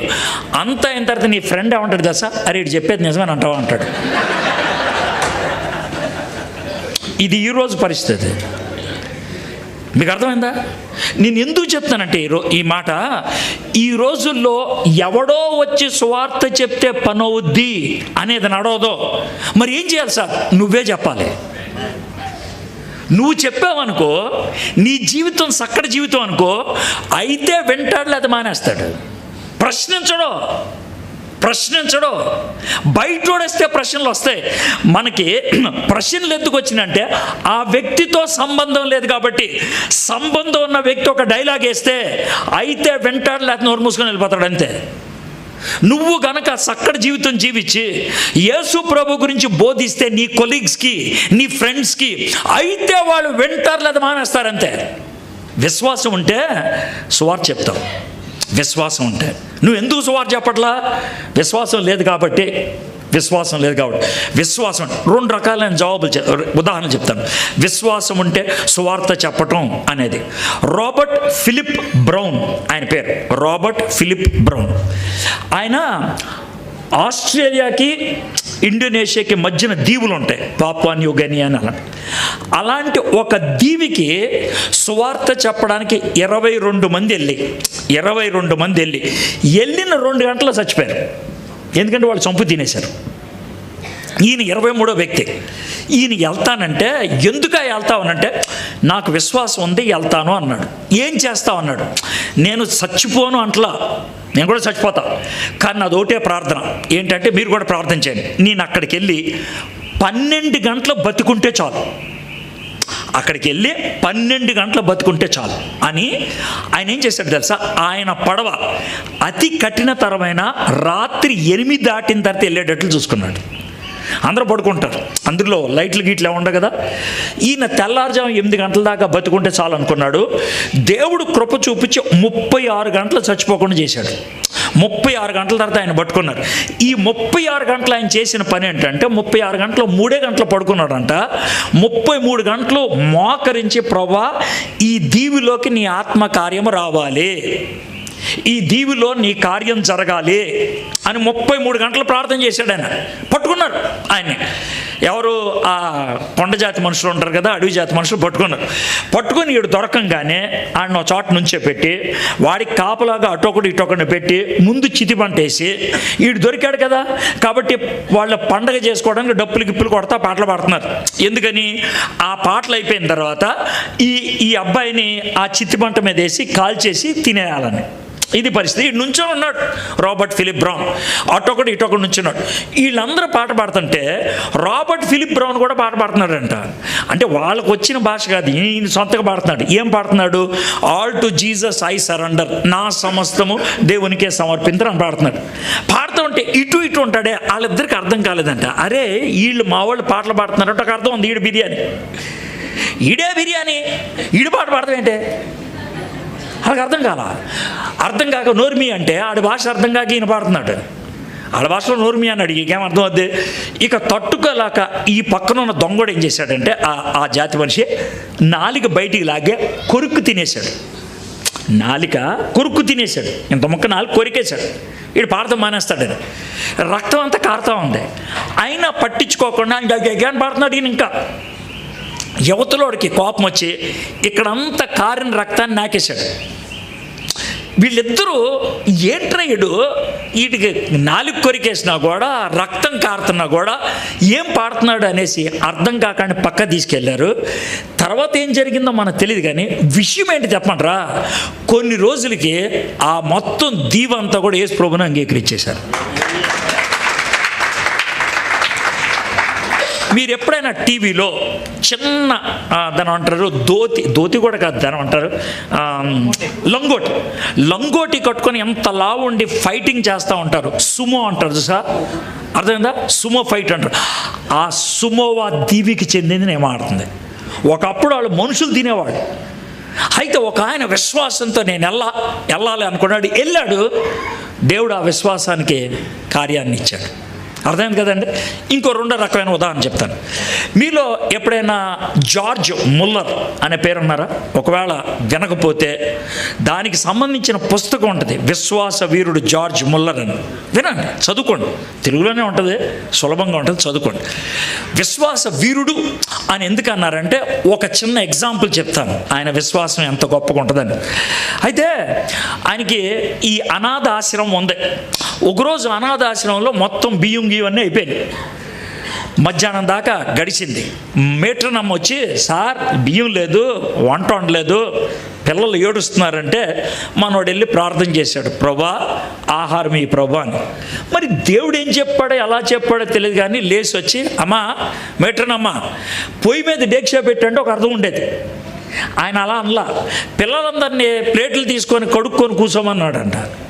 ఇంట్లో బియ్యం లేదు, పొయ్యి మీద ఏం పెట్టలేదు, పిల్లలకి ప్లేట్లు ఇమ్మంటే ఎలా ఉంటుంది చూడండి. ఈవిడ విచిత్రంగా వచ్చి ప్లేట్లు ఇమ్మా అని అంటే ఆవిడ ఏమనలేక సరే పిల్లల్ని ప్లేట్లు తీసుకోమంటే వాళ్ళు ఏమనుకున్నారు, మనకేదో భోజనం వచ్చిందేమో కానీ ఫుల్ హడావిడిగా ప్లేట్లు తీసుకొని వాళ్ళు సంతోషంగా ఓ పాట పాడి ప్రార్థన చేయటం వాళ్ళకి అలవాటు కాబట్టి ప్రార్థన చేస్తున్నారంట.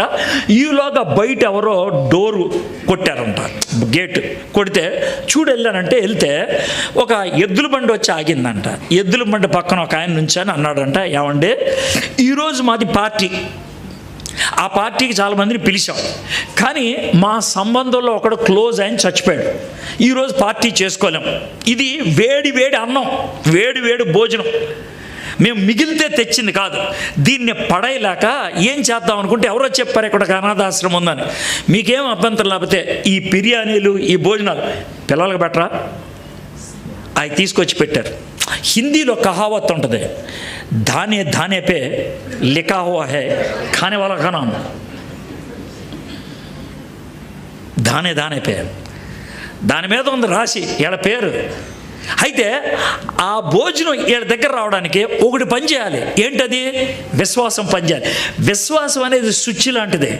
కరెంట్ ఉందనే విశ్వాసంతో నొక్కే స్విచ్ని మనం ఏమంటాం, స్విచ్ నొక్కాం కాబట్టి లైట్ వచ్చింది అనం, కరెంట్ ఉంది కాబట్టి లైట్ వచ్చింది, అంతే కదా సార్.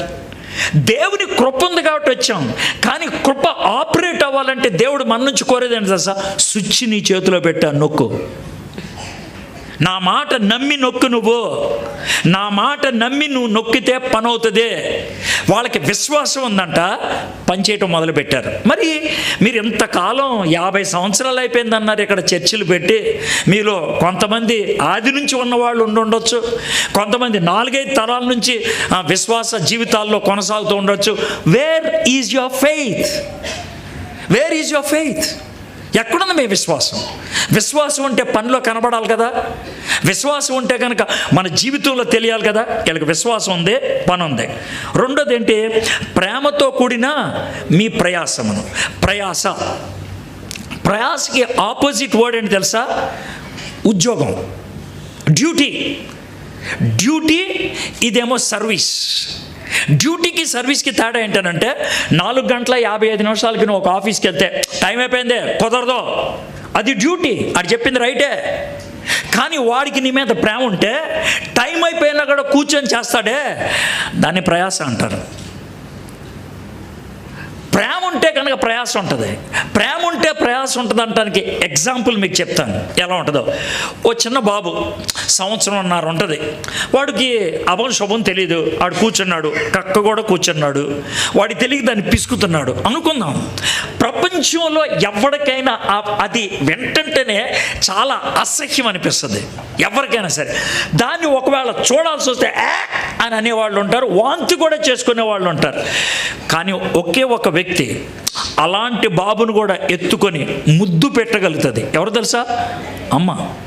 ఎందుకని? ప్రేమ ఉంటే ప్రయాస ఉంటుంది. ప్రేమ ఉంటే ప్రయాస ఉంటుంది. నీకు ప్రేమ ఉంటే ఆ ప్రయాసం నువ్వు కలిగి ఉంటావు, ఎంత దూరమైనా వెళ్తావు, ఎలాంటి పనైనా చేయడానికి ఇష్టపడతావు. తెస్సలోనిక సంఘస్థులకి అలాంటి ప్రేమ ఉన్నదంట. ప్రేమ గురించి మీకు చిన్న సాక్ష్యం చెప్పాలి. 1951-52 సంవత్సరాల్లో దక్షిణ అమెరికాలో ఈక్వెడార్ అనే ప్రాంతానికి 5 కుర్రోళ్ళు పరిచయం చేయడానికి వెళ్ళారు. 5 కుర్రోళ్ళు వాళ్ళ భార్యలతో వెళ్ళారు. అయితే ఎవరి దగ్గరికి అయితే పరిచయం చేయడానికి వెళ్ళారో వాళ్ళు వౌడాని అంటారు.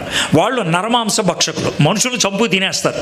ఒక నది ఉంటుంది, నది అవతల వాళ్ళు ఉంటారు. నది అవతల గుడిసేసుకొని దగ్గర సంవత్సరం అక్కడే ఉన్నారు. ఎందుకని? వాళ్ళని చూస్తూ ప్రార్థన చేస్తూ, వాళ్ళు అరుపులను బట్టి కాస్త మాటలు వింటూ, అప్పుడప్పుడు హెలికాప్టర్ వేసుకొని పైకి వెళ్ళి పైనుంచి కిందకి టమాటాలు, అగ్గిపెట్లు, చాక్లెట్లు ఇసురుతూ వాళ్ళ మధ్యన ప్రేమ కలుపుకుందామని ట్రై చేశారు. సంవత్సరం అయిన తర్వాత వాళ్ళు ఏమనుకున్నారంటే, సాల్లే మనం వెళ్ళిపోదాం డైరెక్ట్గానే వెళ్ళిపోయారు. 5 వెళ్ళారు. వెళ్ళిన 2 గంటల శవాలు అయిపోయారు, చచ్చిపోయారు. ఆ తర్వాత వాళ్ళ భార్యలు వెళ్ళారు, అక్కడక్కడ దొరికిన చిన్న మొక్కల్ని సమాధి చేసి వచ్చారు. దాంట్లో హెలికాప్టర్ నడిపించిన అతని పేరు నాట్ సెయింట్. అతనికి పెళ్ళయింది. అప్పటికే ఒక కొడుకు ఉన్నాడు. ఆ కొడుకు పేరు స్టీవ్ సెయింట్. వాడికి 7 ఏళ్ళు. అయితే విచిత్రం చూడండి, నాట్ సెయింట్ మిగిలిన వాళ్ళందరూ చచ్చిపోయిన తర్వాత ఒక 2-3 నెలలకే విచిత్రమైన విషయం జరిగింది. ఏంటంటే, నాట్ సెయింట్ వాళ్ళ అక్క పేరు రేచల్ సెయింట్. ఆమె ఇంకొక దేశంలో మిషనరీగా పనిచేస్తుంది. తమ్ముడిని చంపుకు తినేశారు అనే విషయం తెలిసి మిషన్ ఏజెన్సీ వాళ్ళ దగ్గరికి వెళ్ళి అడిగిందంట, నేను ఇక్కడ చాలా కాలంగా పరిచయం చేస్తున్నాను కదా, నాకు చిన్న సహాయం చేయండి అని. ఏంటంటే, తమ్ముడిని ఎవరైతే చంపుకు తినేశారో వాళ్ళ దగ్గరికి వెళ్ళి నేను సువార్త చెప్తానన్నదంట. నీకు ఏమన్నా పిచ్చి అమ్మ అంటే, లేదండి వెళ్తాను. ఆవిడతో పాటు ఇంకొక ఆవిడ చేరింది. ఆమె పేరు ఎలిజబెత్ ఎలియట్. వాళ్ళిద్దరూ కూడా వెళ్తానంటే సంవత్సరం ఆపారు. ఇంకా కుదరకు 2వ సంవత్సరం పంపించారు. వాళ్ళు వాళ్ళ భర్తలు లేకపోతే వాళ్ళ సహోదరులు ఏ గుడిసెలో ఉన్నారో ఆ గుడిసెలో ఉండి ప్రార్థన చేసుకొని నెమ్మదిగా ఒక అమ్మాయితో సంబంధం ఏర్పరచుకొని ఆ అమ్మాయి నుంచి భాష నేర్చుకొని 4 ఏళ్లలో ఆ ఊర్లో సంఘాన్ని కట్టేశారు. అయిపోయింది. అయితే ఆ ఊర్లో అంత త్వరితగతిలో ఎందుకు సంఘాన్ని కట్టారంటే, ఆ ఊరు యొక్క పెద్ద ఉంటాడే, అతని పేరు మన్కాయే. ఆయన యేసుప్రభువుని అంగీకరించాడు. అయిపోయింది. మన్కాయే కొన్ని రోజులు అయిన తర్వాత రేచల్ సెయింట్ ఉన్నాడంటే, అమ్మ నాట్ సెయింట్కి పిల్లలు ఎవరున్నారంటే, ఒకడున్నాడంటే నాకు అతను చూడాలని ఉంది అన్నాడంట. సరే తీసుకొచ్చాడు. అయితే ఇతని పేరు స్టీవ్ సెయింట్ కదా, అప్పటికి వాడికి 13 ఏళ్ళు. స్టీవ్ సెయింట్ని మన్కాయ దగ్గరికి పంపిస్తూ 2 షరతులు పెట్టిందంట. నువ్వు ఆయన్ని 2 ప్రశ్నలు అడగకూడదు. ఏంటయ్యి? నెంబర్ 1, మా నాన్నగారిని చంపేసింది ఎవరో. రెండోది, మా నాన్నగారు ఎక్కడ చచ్చిపోయారు, ఎలా చచ్చిపోయారు అడగకూడదు. స్టీవ్ సెయింట్ మన్కాయ దగ్గరికి వెళ్ళాడు. మన్కాయ, మరి మీ డాడీ చనిపోయాడు కదా, నన్ను నువ్వు పప్పా అని పిలుస్తావా అని అడిగాడంట. ఓకే పిలుస్తానన్నాడు. వాళ్ళిద్దరి మధ్యన మంచి స్నేహం ఉంది, అలాగే కొనసాగుతూ ఉంది. రేచల్ సెయింట్కి విషయాలన్నీ తెలుసు, సైలెంట్గా ఉంది. ఒక 5 ఏళ్ళు అయిపోయేటప్పటికి రేచల్ సెయింట్ జబ్బు వచ్చి చచ్చిపోయింది. అప్పుడు మన్కాయే, ఊరు పెద్ద కదా, అతను స్టీవ్ సెయింట్ని అడిగాడంట, నువ్వే మా మధ్యన పాస్టర్గా ఉండొచ్చు కదా అని. ఆయన బైబిల్ కాలేజ్కి వెళ్ళి చదువుకొని 23వ ఏట వచ్చాడు, పాస్టర్గా ఉన్నాడు. అయితే ఆంటీ చచ్చిపోయింది, ఆంటీ నాకు షరతులు పెట్టింది, కాబట్టి ఇప్పుడు షరతులన్నీ తూచ్ అని మన్కాయను రోజు కూర్చోపెట్టుకొని, మన్కాయ నువ్వు నన్ను పప్ప అని పిలవమన్నావు, పిలుస్తున్నాను. నేను నీ కొడుకునైతే నువ్వు నన్ను ప్రేమిస్తున్నట్లయితే ఈ 2 ప్రశ్నలకు నువ్వు జవాబు చెప్పాలంటే చెప్పు అని అడుగు అన్నాడు. నెంబర్ 1, మా నాన్నగారిని ఎవరు చంపేశారు, మా నాన్నగారు ఎలా చచ్చిపోయారు, ఎక్కడ చచ్చిపోయారు అడిగేశాడంట. అడిగితే మన్కాయ పర్లేదు మన్కాయ పాప, నువ్వు ఎవరని చెప్పినా కూడా నేనేం కోపం తెచ్చుకోను, ఊరినే తెలుసుకోవాలందంటే ఈయన గట్టిగా ఏడ్చి ఇక కొడుకు స్టీవ్ని గట్టిగా పట్టుకుంటే చెప్పు అని అంటే, ఈ చేతులే మీ నాన్న చంపేసి ఈ నోరే మీ నాన్న తినేసింది. కొడుకుతో చెప్పాడు స్టీవ్ సెయింట్. మీరే కనుక అక్కడ ఉంటే ఎలా ఉంటుంది పరిస్థితి? స్టీవ్ సెయింట్ క్షమించటమే కాదు, వాళ్ళ మధ్యన మిషనరీగా పరిచర్య చేశాడు. అలాగే దాన్ని ఏమంటారు మీరు? దాన్ని ఏమంటారు? ప్రేమ ఉంటే ప్రయాస. 2021 ఏప్రిల్ 24వ తారీఖున మన్కాయ చచ్చిపోయాడు. 93 ఏళ్ల మన్కాయ చచ్చిపోయాడు.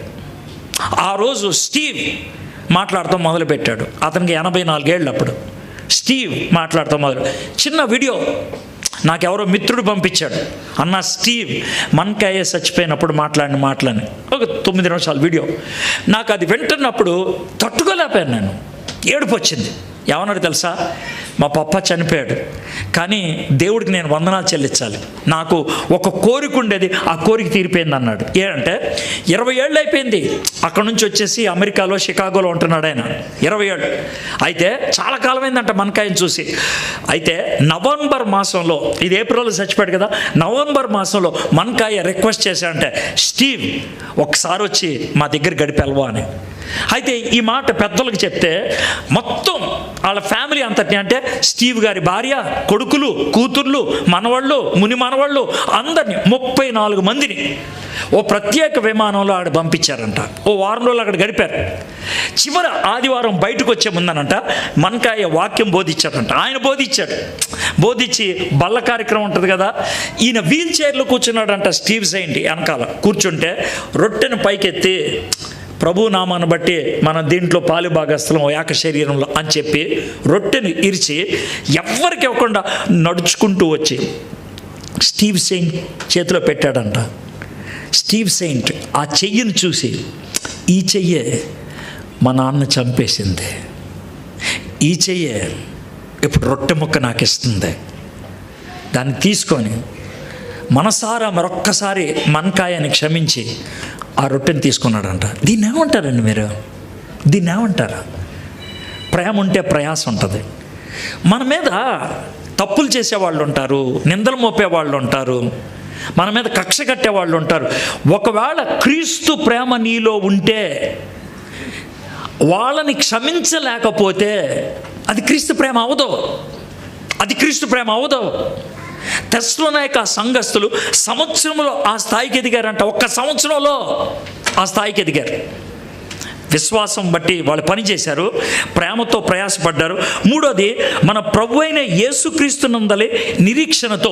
జాగ్రత్త వినండి, విశ్వాసం అనేది గతానికి సంబంధించింది, ప్రేమ అనేది ప్రస్తుతానికి సంబంధించింది, నిరీక్షణ అనేది రేపటికి సంబంధించింది. విశ్వాసం ఉంది, నిలకడగా ఉన్నారు, ప్రేమ ఉంది, సంబంధాలు ఏర్పరచుకున్నారు, నిరీక్షణ ఉంది, ఎదురు చూస్తున్నారు. మనము బల్లలో చేసేటప్పుడు ఈ 3 కనబడుతుంది. విశ్వాసం ఉంది కాబట్టి వెనక్కి తిరిగి చూసి, యేసయ్య నా కోసం చచ్చిపోయాడు, అందుకే ఈ రొట్టెలో, ఈ ద్రాక్ష రసంలో ఆయన నా కోసం చేసిన జ్ఞాపకం చేసుకుంటా, ఆయన మరలా వస్తారు, నిరీక్షణతో ఎదురు చూస్తా, ప్రేమతో నా చుట్టూ ఉన్న వాళ్ళని చూస్తా, నా జీవితంలోకి చూస్తా, తప్పులేమన్నా ఉంటే సరి చేసుకుంటా. విశ్వాసం, ప్రేమ, నిరీక్షణ, ఈ మూడు నిరీక్షణతో ఎదురు చూశారు వాళ్ళు. నిరీక్షణ ఉంటే మనకి తొందరపాటు ఉండదు. నిరీక్షణ ఉంటే ఓర్పు ఉంటుంది, భయపడం. షడ్రక్ మెషక్ అబేద్నెగో, అయ్యా మా దేవుడు ఈ అగ్నిగుండము నుంచి తప్పించగలడు, అది విశ్వాసం. ఒకవేళ దేవుడు తప్పించకపోయినా మాకు ఒక ధైర్యం ఉంది, ఆయన మమ్మల్ని వదిలిపెట్టడు, అది నిరీక్షణ. మమ్మల్ని వదిలిపెట్టడు, అందుకే అగ్నిగుండంలోకి వెళ్ళడానికి ఇష్టపడ్డారు. మనకి నిరీక్షణ ఉంటే బల్ల కింద చేతులు పెట్టం, నిరీక్షణ ఉంటే ఒత్తిడికి గురవ్వం, నిరీక్షణ ఉంటే కనుక మనం రాజీ పడం. మన జీవితంలోకి ఎందుకు రాజీ వచ్చింది? నిరీక్షణ లేదు. దేవుడి మాటని నిలబెట్టుకుంటాడో లేదో డౌట్. ప్రేమ ఉన్నదే, నిరీక్షణ ఉంది, విశ్వాసం ఉన్నది. ఇంకా రెండోది, ఈ 3 అయిపోయినాయి. అది తెస్సలోనిక సంఘస్థుల గురించి. ఇంకేమన్నాడు?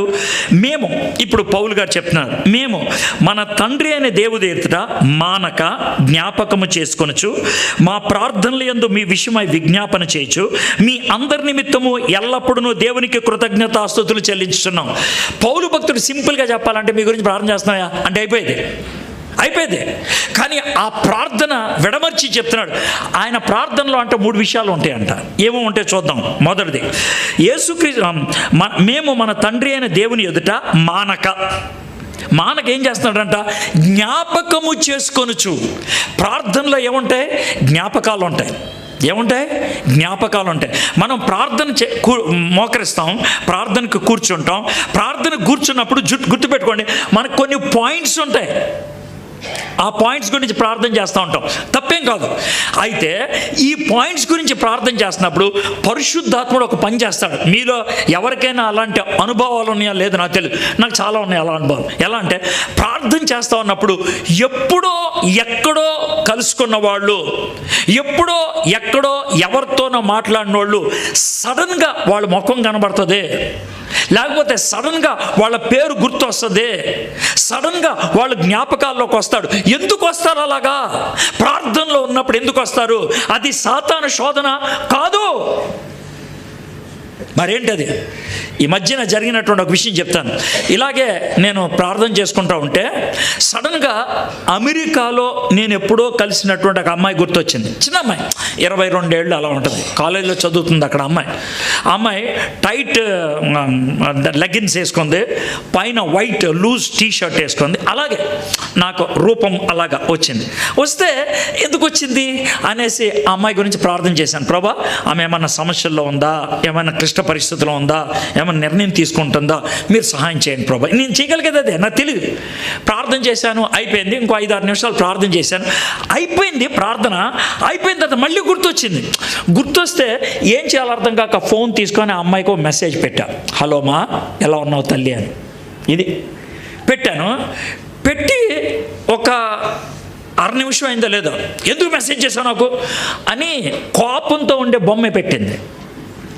ఎందుకని కోపం? నేను ఊరినే పలకరించానని. నాకు కొంచెం డౌట్ వచ్చి ఫోన్ చేశాను. ఫోన్ చేస్తే ఎందుకు ఫోన్ చేశావు నాకు అన్నది. అంటే అంకుల్ అని లేదు, అన్నయ్య అని లేదు, ఎందుకు ఫోన్ చేశావు నాకు అన్న. ఏమైందమ్మా నీకు, ఏమన్నా ప్రాబ్లమ్మా? నేను ప్రార్థన చేసుకుంటుంటే నువ్వు గుర్తొచ్చావు, అందుకని నాకు ప్రార్థన చేశాను నేను. తర్వాత ప్రార్థన అయిపోయిన తర్వాత ఇంకా గుర్తు వస్తుంటే ఎలాగున్నావు అని మెసేజ్ పెట్టాను అన్నాడు. నువ్వు పైగా ఇప్పుడు బ్లాక్ లెగిన్ వేసుకొని ఉన్నావా, వైట్ లూజ్ టీ షర్ట్ వేసుకున్నావా అంటే ఏడవడం మొదలుపెట్టింది.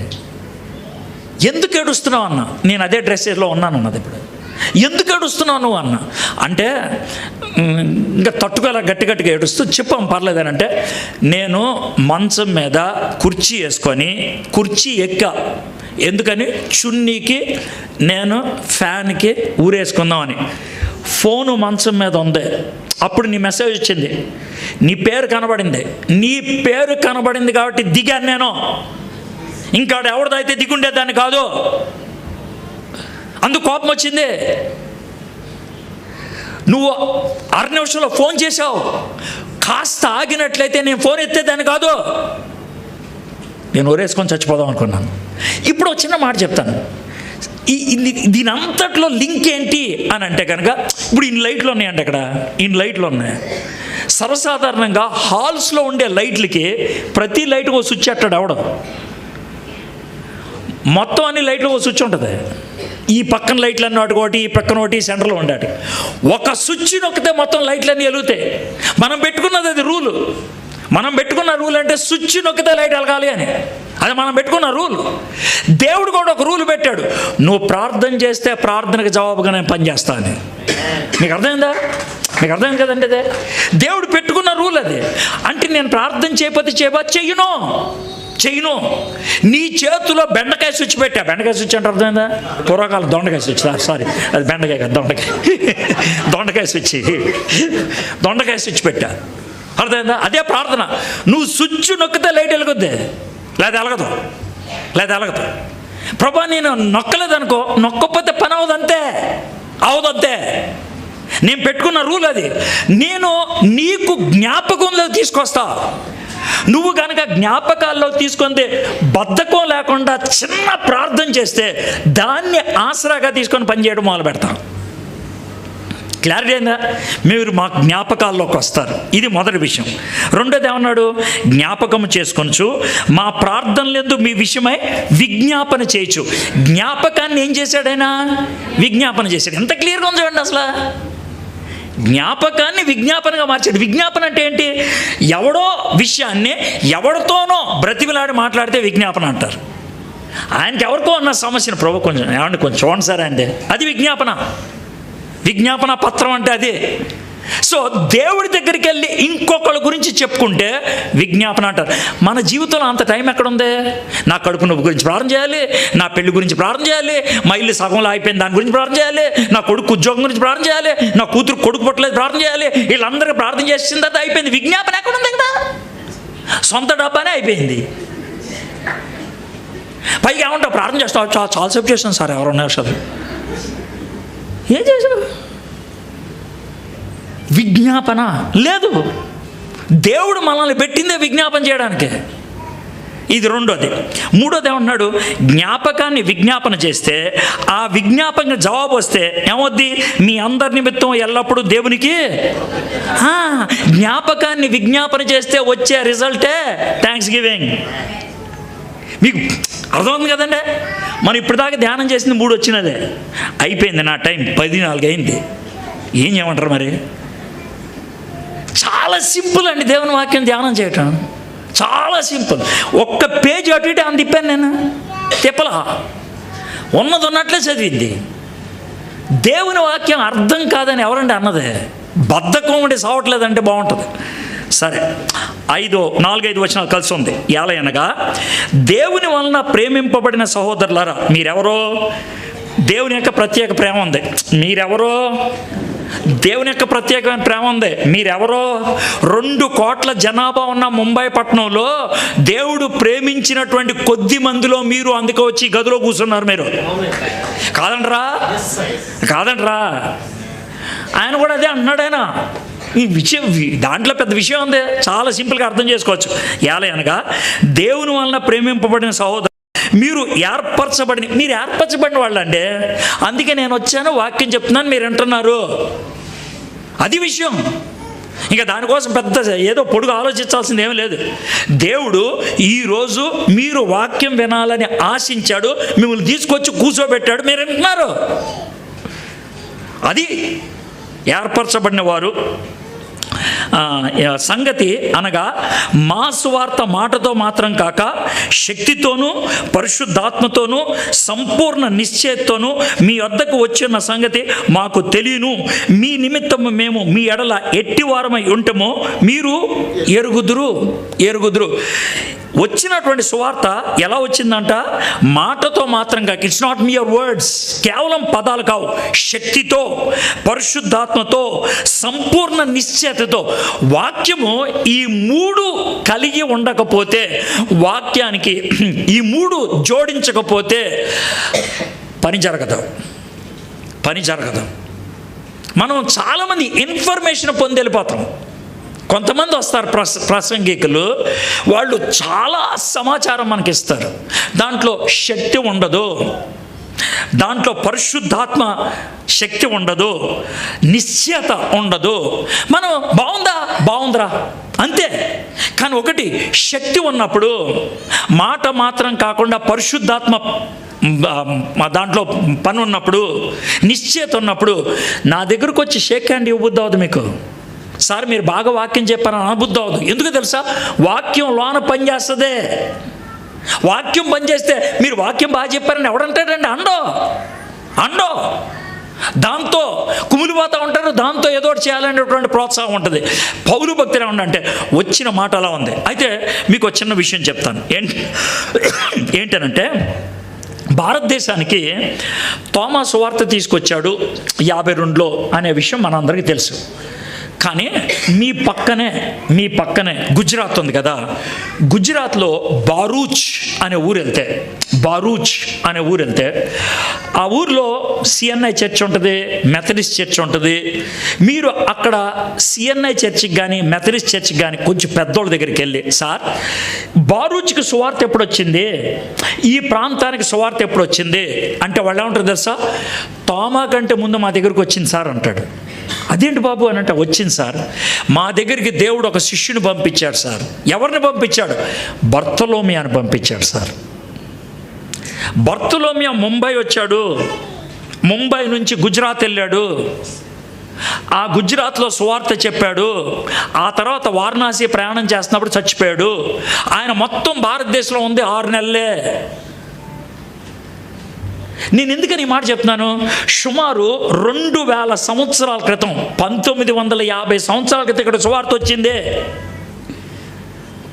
అంత పురాతనమైనటువంటిది. ఇంగ్లాండ్కి సువార్త అందకముందు ముంబై వచ్చింది సువార్త. చెన్నైకి సువార్త రాకముందు వచ్చింది ముంబైకి సువార్త. అమెరికాకు సువార్త రాకముందు ఇక్కడికి వచ్చింది సువార్త. మరి సువార్త ఎందుకు వ్యాప్తి చెందట్లేదు? సువార్త యొక్క ప్రభావం ఎందుకు లేదు? మీ దగ్గరికి సువార్త వచ్చింది, ఆ తర్వాత ఏమైంది? నిశ్చయముగా వచ్చిన సంగతి మీకు తెలియను. మీ నిమిత్తము మీ ఎడల ఎట్టివారమై ఉంటాము మీరు ఎరుగుదు. పరిశుద్ధాత్మ వలన కలుగు ఆనందముతో గొప్ప ఉపద్రవమందు మీరు వాక్యమును అంగీకరించి మమ్మును ప్రభువును పోలి నడుచుకుని వారైతిరి. అంటే గుర్తుపెట్టుకోండి, ఒక 20 సంవత్సరాల క్రితం భారతదేశంలో ఈ మాట పెద్ద అర్థమై ఉండేది కాదు, కానీ ఇప్పుడు అర్థం అవుతాయి. ఎందుకు తెలుసా? సువార్తను ఇప్పట్లో అంగీకరించాలన్నా, సువార్తకి అనుగుణంగా జీవించాలన్నా బయట ప్రజల చేత అనిపించుకోవడానికి సంసిద్ధపడితేనే సాధ్యం. అలాంటి దినాలు వచ్చాయి, అలాంటి దినాలు వచ్చినాయి. మీకు కొన్ని రోజులు ఎలక్షన్స్ ఉంటాయి. ఎలక్షన్స్ తర్వాత ఏమవుతుంది అనేది ప్రజలు చాలామంది చెప్పగలరు చాలా ఈజీగా. ఎందుకనంటే మిషన్లు మన చేతుల్లో అనే బటన్ నొక్కితే ఎవడగలరో అడగలుస్తాడు. సింపుల్ సింపుల్, అది పరిస్థితి. అలాంటి స్థితిలో జాగ్రత్త వినండి, మీరు ప్రభు బిడ్డలుగా జీవించాలన్నా, ప్రభు వాక్కును మీ జీవితంలో అంగీకరించాలన్నా ఇక్కడ ఉన్నటువంటి మాటలు, పరిశుద్ధాత్మ వలన కలిగిన ఆనందంతో గొప్ప ఉపద్రవమందు మీరు వాక్యమును అంగీకరించి మమ్మును ప్రభువును పోలి నడుచుకుని వారైతే. ఉపద్రవం ఉంది, సమస్యలు ఉన్నాయి, బెదిరింపులు ఉన్నాయి. రాయ్ యేసు ప్రభుని అంగీకరించితే మర్యాద ఉండదు అనేటువంటి పరిస్థితులు ఉన్నాయి. యేసు నామాన్ని ప్రపంచమంతా తృణీకరిస్తుంది. ఒకప్పుడు క్రైస్తవ దేశం ఇంగ్లాండ్, ఇప్పుడు అందులో క్రైస్తవత్వానికి చోట్లేదు. కొన్ని సంవత్సరాల క్రితం, 3 సంవత్సరాల క్రితం హడ్సన్ టైలర్, ఏ ఊరు అంటే బాన్స్లే. హడ్సన్ టైలర్ చైనాకి వెళ్ళి సువార్త బోధించాడు. హడ్సన్ టైలర్ ఉన్నటువంటి ఊరు పేరు బాన్స్లే. బాన్స్లేలో ఒక సెంటర్ ఉంటుంది. సెంటర్లో ఎక్కడైనా 4 రోడ్లు ఉంటాయి, కానీ అది చాలా విచిత్రమైన సెంటరు. 7 రోడ్లు కలుస్తాయి. 7 రోడ్లు కలిసేటువంటి కోడలి. చాలా చోట జాన్ వెస్లీ అక్కడ వీధి సువార్త అందించేవాడంట. నేను అది విని, నన్ను ఎవరైతే వాక్యానికి పిలిచారో, బాన్స్లే చర్చ్ వాళ్ళే పిలిచారో, గేట్వే చర్చ్ అంటారు, అక్కడి నుంచే హడ్సన్ టైలర్ పరిచయకి వెళ్ళాడు. నేను వాళ్ళని ఒక రిక్వెస్ట్ చేశాను, నేను ఉండేటువంటి ఈ టైంలో నాకు ఇక్కడ వీధి సువార్త చెప్పాలని ఉంది అని అంటే, ఆయన ఏమన్నాడంటే, సరే మనం ట్రై చేద్దాం అన్నాడు. ఎందుకు ట్రై చేయటం? పెద్దేముంది, అక్కడికి వెళ్ళి రోడ్డు మీద మాడతాం. కాదు సార్, ఇక్కడ చాలా సమస్యలు ఉన్నారు. అంటే మేయర్ గారి పర్మిషన్ తీసుకోవాలా, పోలీసు వాళ్ళు పర్మిషన్ తీసుకోవాలా ఏంటి? వీధిలో సువార్త చెప్పడానికి ఇంగ్లాండ్లో. నేను 9:30 నిమిషాలు చెప్పాను సువార్త, అది యూట్యూబ్లో కూడా ఉంటుంది. 9:30 నిమిషాలు. ఈ 9:30 నిమిషాల్లో నన్ను పచ్చి బూతులు తిట్టారు రోడ్డు మీద. తెల్లోళ్ళు పచ్చి బూతులు, నీకేం పని లేదురా అన్నారు, అరిచారు. కానీ నేనేం పట్టించుకోవాలా, సువార్త చెప్పా. ఆ రోజు సాయంత్రం నేను అన్నాను, మీరు ఇంకా యేసు ప్రభు గురించి తెలియాలనుకుంటే చర్చికి రండి. 40 మంది వచ్చారు చర్చికి. 40 మంది వచ్చారు. కానీ నన్ను పచ్చిబూతులు తిట్టిన వాళ్ళు 100 మంది ఉన్నారు. పచ్చిబూతులు తిట్టిన వాళ్ళు. ఆ 40 మంది ఎందుకు వచ్చారంటే ఉపద్రవాల మధ్యన సువార్తను అంగీకరించాలని ఇష్టపడ్డారు వాళ్ళు. పరిశుద్ధాత్ముడు వాళ్ళు ఆ మాటలు వింటా ఉంటే ఏదో ఆనందం కలిగించాడు, అందుకు వచ్చాడు ఆయన. ప్రభు సువార్త చెప్పడానికి వెనకంజ వేయరు. 7-8 వచనాలు. కాబట్టి మాసిదోనియాలోను అక్కయలోను విశ్వాసులందరికీ మాదిరైతిరి. ఎందుకనగా మీ వద్ద నుండి ప్రభు వాక్యము మాసిదోనియాలోను అక్కయలోను మ్రోగెను. అక్కడ మాత్రమే కాక ప్రతి స్థలమందును దేవుని ఎడలో ఉన్న మీ విశ్వాసము వెల్లడాయను గనుక మేమేమీ చెప్పవలసిన అవసరం లేదు. అక్కయ మాసిదోనియా అంటే ఎలాంటి? అది మహారాష్ట్ర, గుజరాత్ లాంటి 2 దేశాలు, అవి 2 ప్రాంతాలు. బై ఇక్కడ సువార్త వచ్చి ఎంతకాలం అయింది? సంవత్సరమే. తెస్సలోనికైకి సువార్త వచ్చి ఎంత అయింది? 1 year. అక్కడ పౌలు భక్తుడు 2 వాక్యాలు చెప్పాడు, 3. ఆ సంఘాన్ని నడిపించినారో తిమోతే.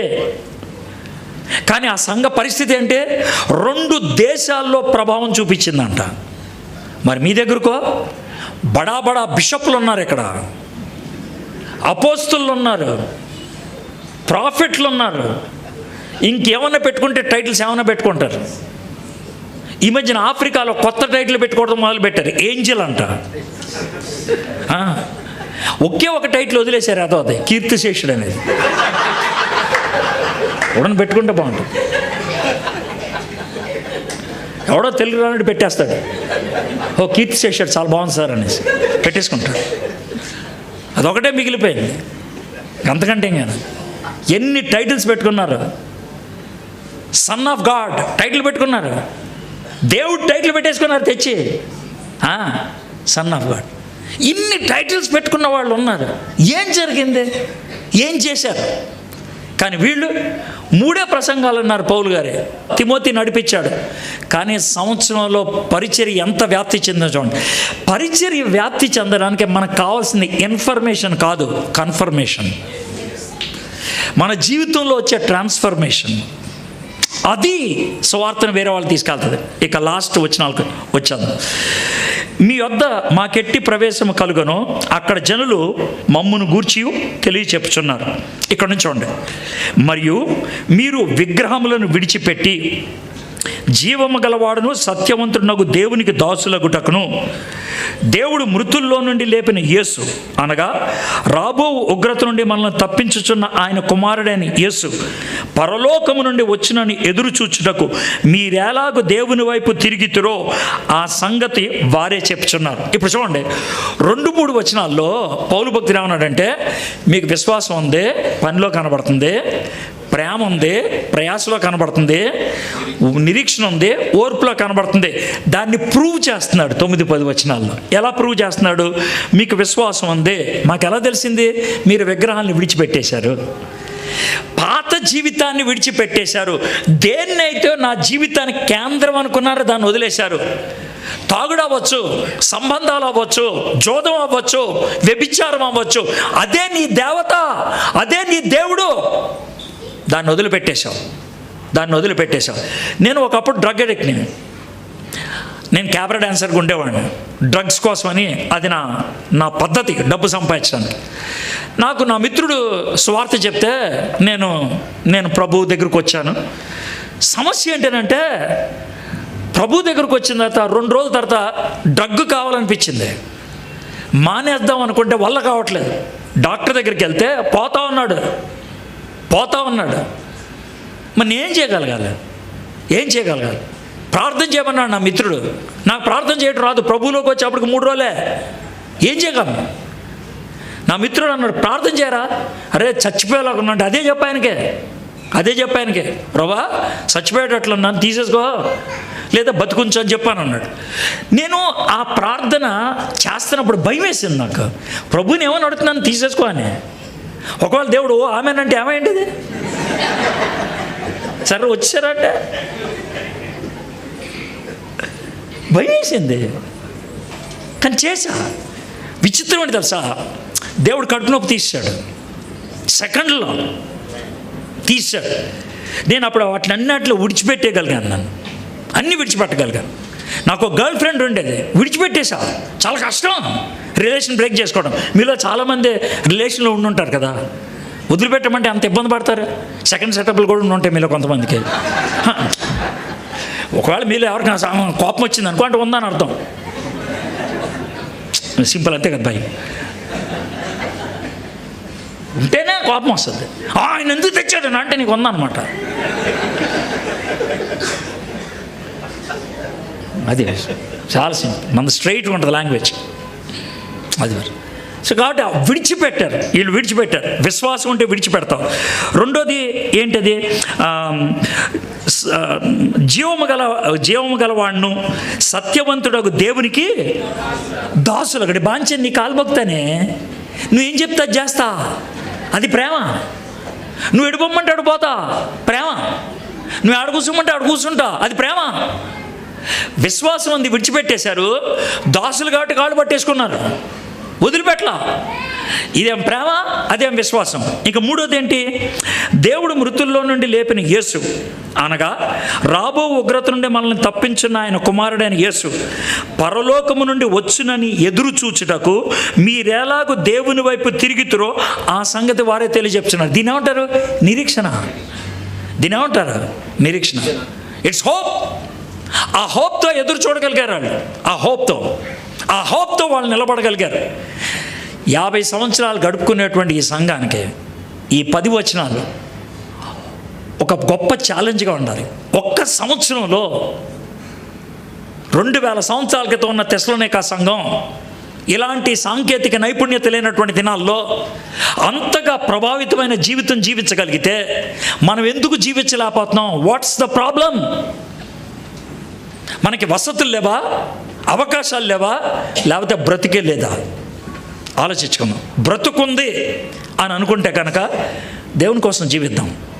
లేదు అనుకుంటే కనుక మన జీవితాన్ని సరి చేసుకుందాం. ఓ చిన్న సంఘటన చెప్పి నేను ముగిస్తాను. బ్లాండినా, మీరు ఎప్పుడైనా విన్నారు లేదు నాకు తెలియదు. 16 ఏళ్ళ అమ్మాయి, 177లో జరిగింది. ఆమె ప్రభువుని అంగీకరించిందని పోలీసులు పట్టుకెళ్ళారు. 20 రోజులు చిత్తకొట్టారు అమ్మాయిని, సావలా. అయితే వాళ్ళు పని చేశారు. మార్కస్ అనేటువంటి రాజు ఏం చేశాడంటే ఒక గట్టం పెట్టి ఊరంతా, ఊరి పేరు లాయన్స్, ఊరంతా కూడా గొట్టం పెట్టి అరిచాడంట, ఈరోజు బ్లాండినాని యాంఫీ థియేటర్లో చంపేస్తున్నామని, కొలోసియంలో. అంటే అందరూ కూడా చూడటానికి వచ్చారంట.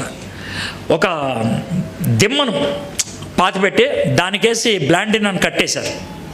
అందరూ చుట్టూ కూర్చొని చూస్తున్నప్పుడు సింహాలు వదిలేశారు. ఓ 25. వాళ్ళ ఉద్దేశం ఏంటి? సింహాలు పీక్కు తింటా ఉంటే అందరూ చూసిన తర్వాత అనౌన్స్ చేద్దామని, మీలో ఎవరైనా యేసు ప్రభువుని అంగీకరిస్తే ఇదే జరుగుద్దని. కానీ సింహాలు వచ్చి కాళ్ళ దగ్గర కూర్చుండిపోయాను. ఏం చేయాలో అర్థం కాల వాళ్ళకి. సింహాలను పంపించేసి వాళ్ళు కుర్చీ తీసుకొచ్చి కుర్చీ కింద నుప్పులు పెట్టి కుర్చీని ఎర్రగా అయ్యేటట్లు కాల్చారు. బ్లాండినా నా కుర్చీ మీద కూర్చోబెట్టారు. కిందంతా కాలిపోయి గట్టిగా అరిసింది. అరుస్తున్నప్పుడు ఆ మీదకి ఒక దున్నపోతుని పంపించారు. అరుస్తున్నటువంటి బ్లాండినాని చూసి అది భయపడి కొమ్ములతో పైకి లేపితే నుప్పుల్లో పడి చచ్చిపోయింది. బ్లాండినా చచ్చిపోకముందు ఒకే ఒక అరుపు అరిపింది, యేసయ్యా నువ్వు నా ప్రభువే. అంతే, చచ్చిపోయింది. అందరూ నిశ్శబ్దంగా ఉన్నారు. ఆ రోజు యాంఫీ థియేటర్లో 25,000 మంది గట్ల మీద కూర్చొని చూస్తున్నారు. 3 నిమిషాల తర్వాత 25,000 మంది లేచి నుంచొని, బ్లాండినా యేసయ్యే మా యేసయ్య కూడా, ఆయనే మా రక్షకుడు. 25,000 మంది యేసుప్రభుని అంగీకరించారు. క్రీస్తు శకం 177లో లాయన్స్ అనే ఊర్లో, నేను కట్టు కథ కాదు చెప్తుంది.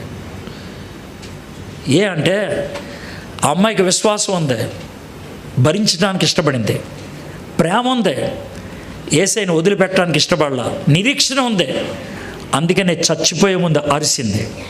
ఆయన జీవితం, ఆమె జీవితం 25,000 మందిని ప్రభావితం చేసింది. మై ఫ్రెండ్స్, ఈ రోజుల్లో సువార్త వ్యాప్తి చెందేది, జాగ్రత్త వినండి, నోటుతో చెప్పే సువార్తతో కాదు, జీవించే సువార్తతో. ఆ సువార్త కలిగిన సంఘంగా మీరు ఉండాలని ఆశిస్తూ చిన్న ప్రార్థన చేసి ముగించుకుందాం. మా దేవా, మా ప్రభువా, మీకు వందనాలు, స్తుతులు. తెస్సలోనిక సంఘానికి పౌలు భక్తుడు రాసినటువంటి ఈ ఉత్తరం 1వ అధ్యాయం చూసాం. 10 వచనాలు కొంచెం గబగబా ధ్యానం చేశాం. మాతో మీరు మాట్లాడారు ప్రభా. భారతదేశంలో నాయన వ్యాపార కేంద్రం Mumbai, commercial centre, financial capital, the icon of India, అక్కడ వీళ్ళు ఉన్నారు ప్రభా. ఇది ఒక స్ట్రాటజిక్ సెంటర్ ప్రభా. ఈ సెంటర్లో సువార్త వ్యాప్తి చెందితే భారతదేశం అంతా కూడా ప్రభావితం అవుతుంది ప్రభా. 150 దాకా తెలుగు సంఘాలు ఉన్నాయి తండ్రి. నాయన ఆ సంఘాల యొక్క రిప్రజెంటేటివ్స్ ఇక్కడ ఉన్నారు తండ్రి. ప్రభా, నువ్వు వాళ్ళని ఈ సిటీలోకి తీసుకొచ్చావు, నీ వాక్యాన్ని వాళ్ళకి వినిపించావు. ఏర్పరచబడిన వాళ్ళు, ప్రేమించబడిన వారు ప్రభా, విశ్వాసంతో పనిచేయాలి, ప్రేమతో ప్రయాసపడాలి, నిరీక్షణతో ఓర్పుతో ఎదురు చూడాలి తండ్రి. అలాంటి జీవితాన్ని ఈ సంఘస్థులందరికీ మీరు అనుగ్రహించండి. ఈ సంఘములో క్రీస్తున్నాడని, క్రీస్తులో ఈ సంఘం ఉందని ప్రభా బయట ఉన్న ప్రతి ఒక్కళ్ళు గుర్తించగలుగుటకు మీరు సహాయం చేయండి. 50 వసంతాలు గడుపుకున్నటువంటి సంవత్సరాలు గడుపుకున్నటువంటి ఈ సంఘాన్ని ఇంకనూ ఆశీర్వదించమని యేసు నామములో ప్రార్థన చేయుచున్నాం తండ్రి.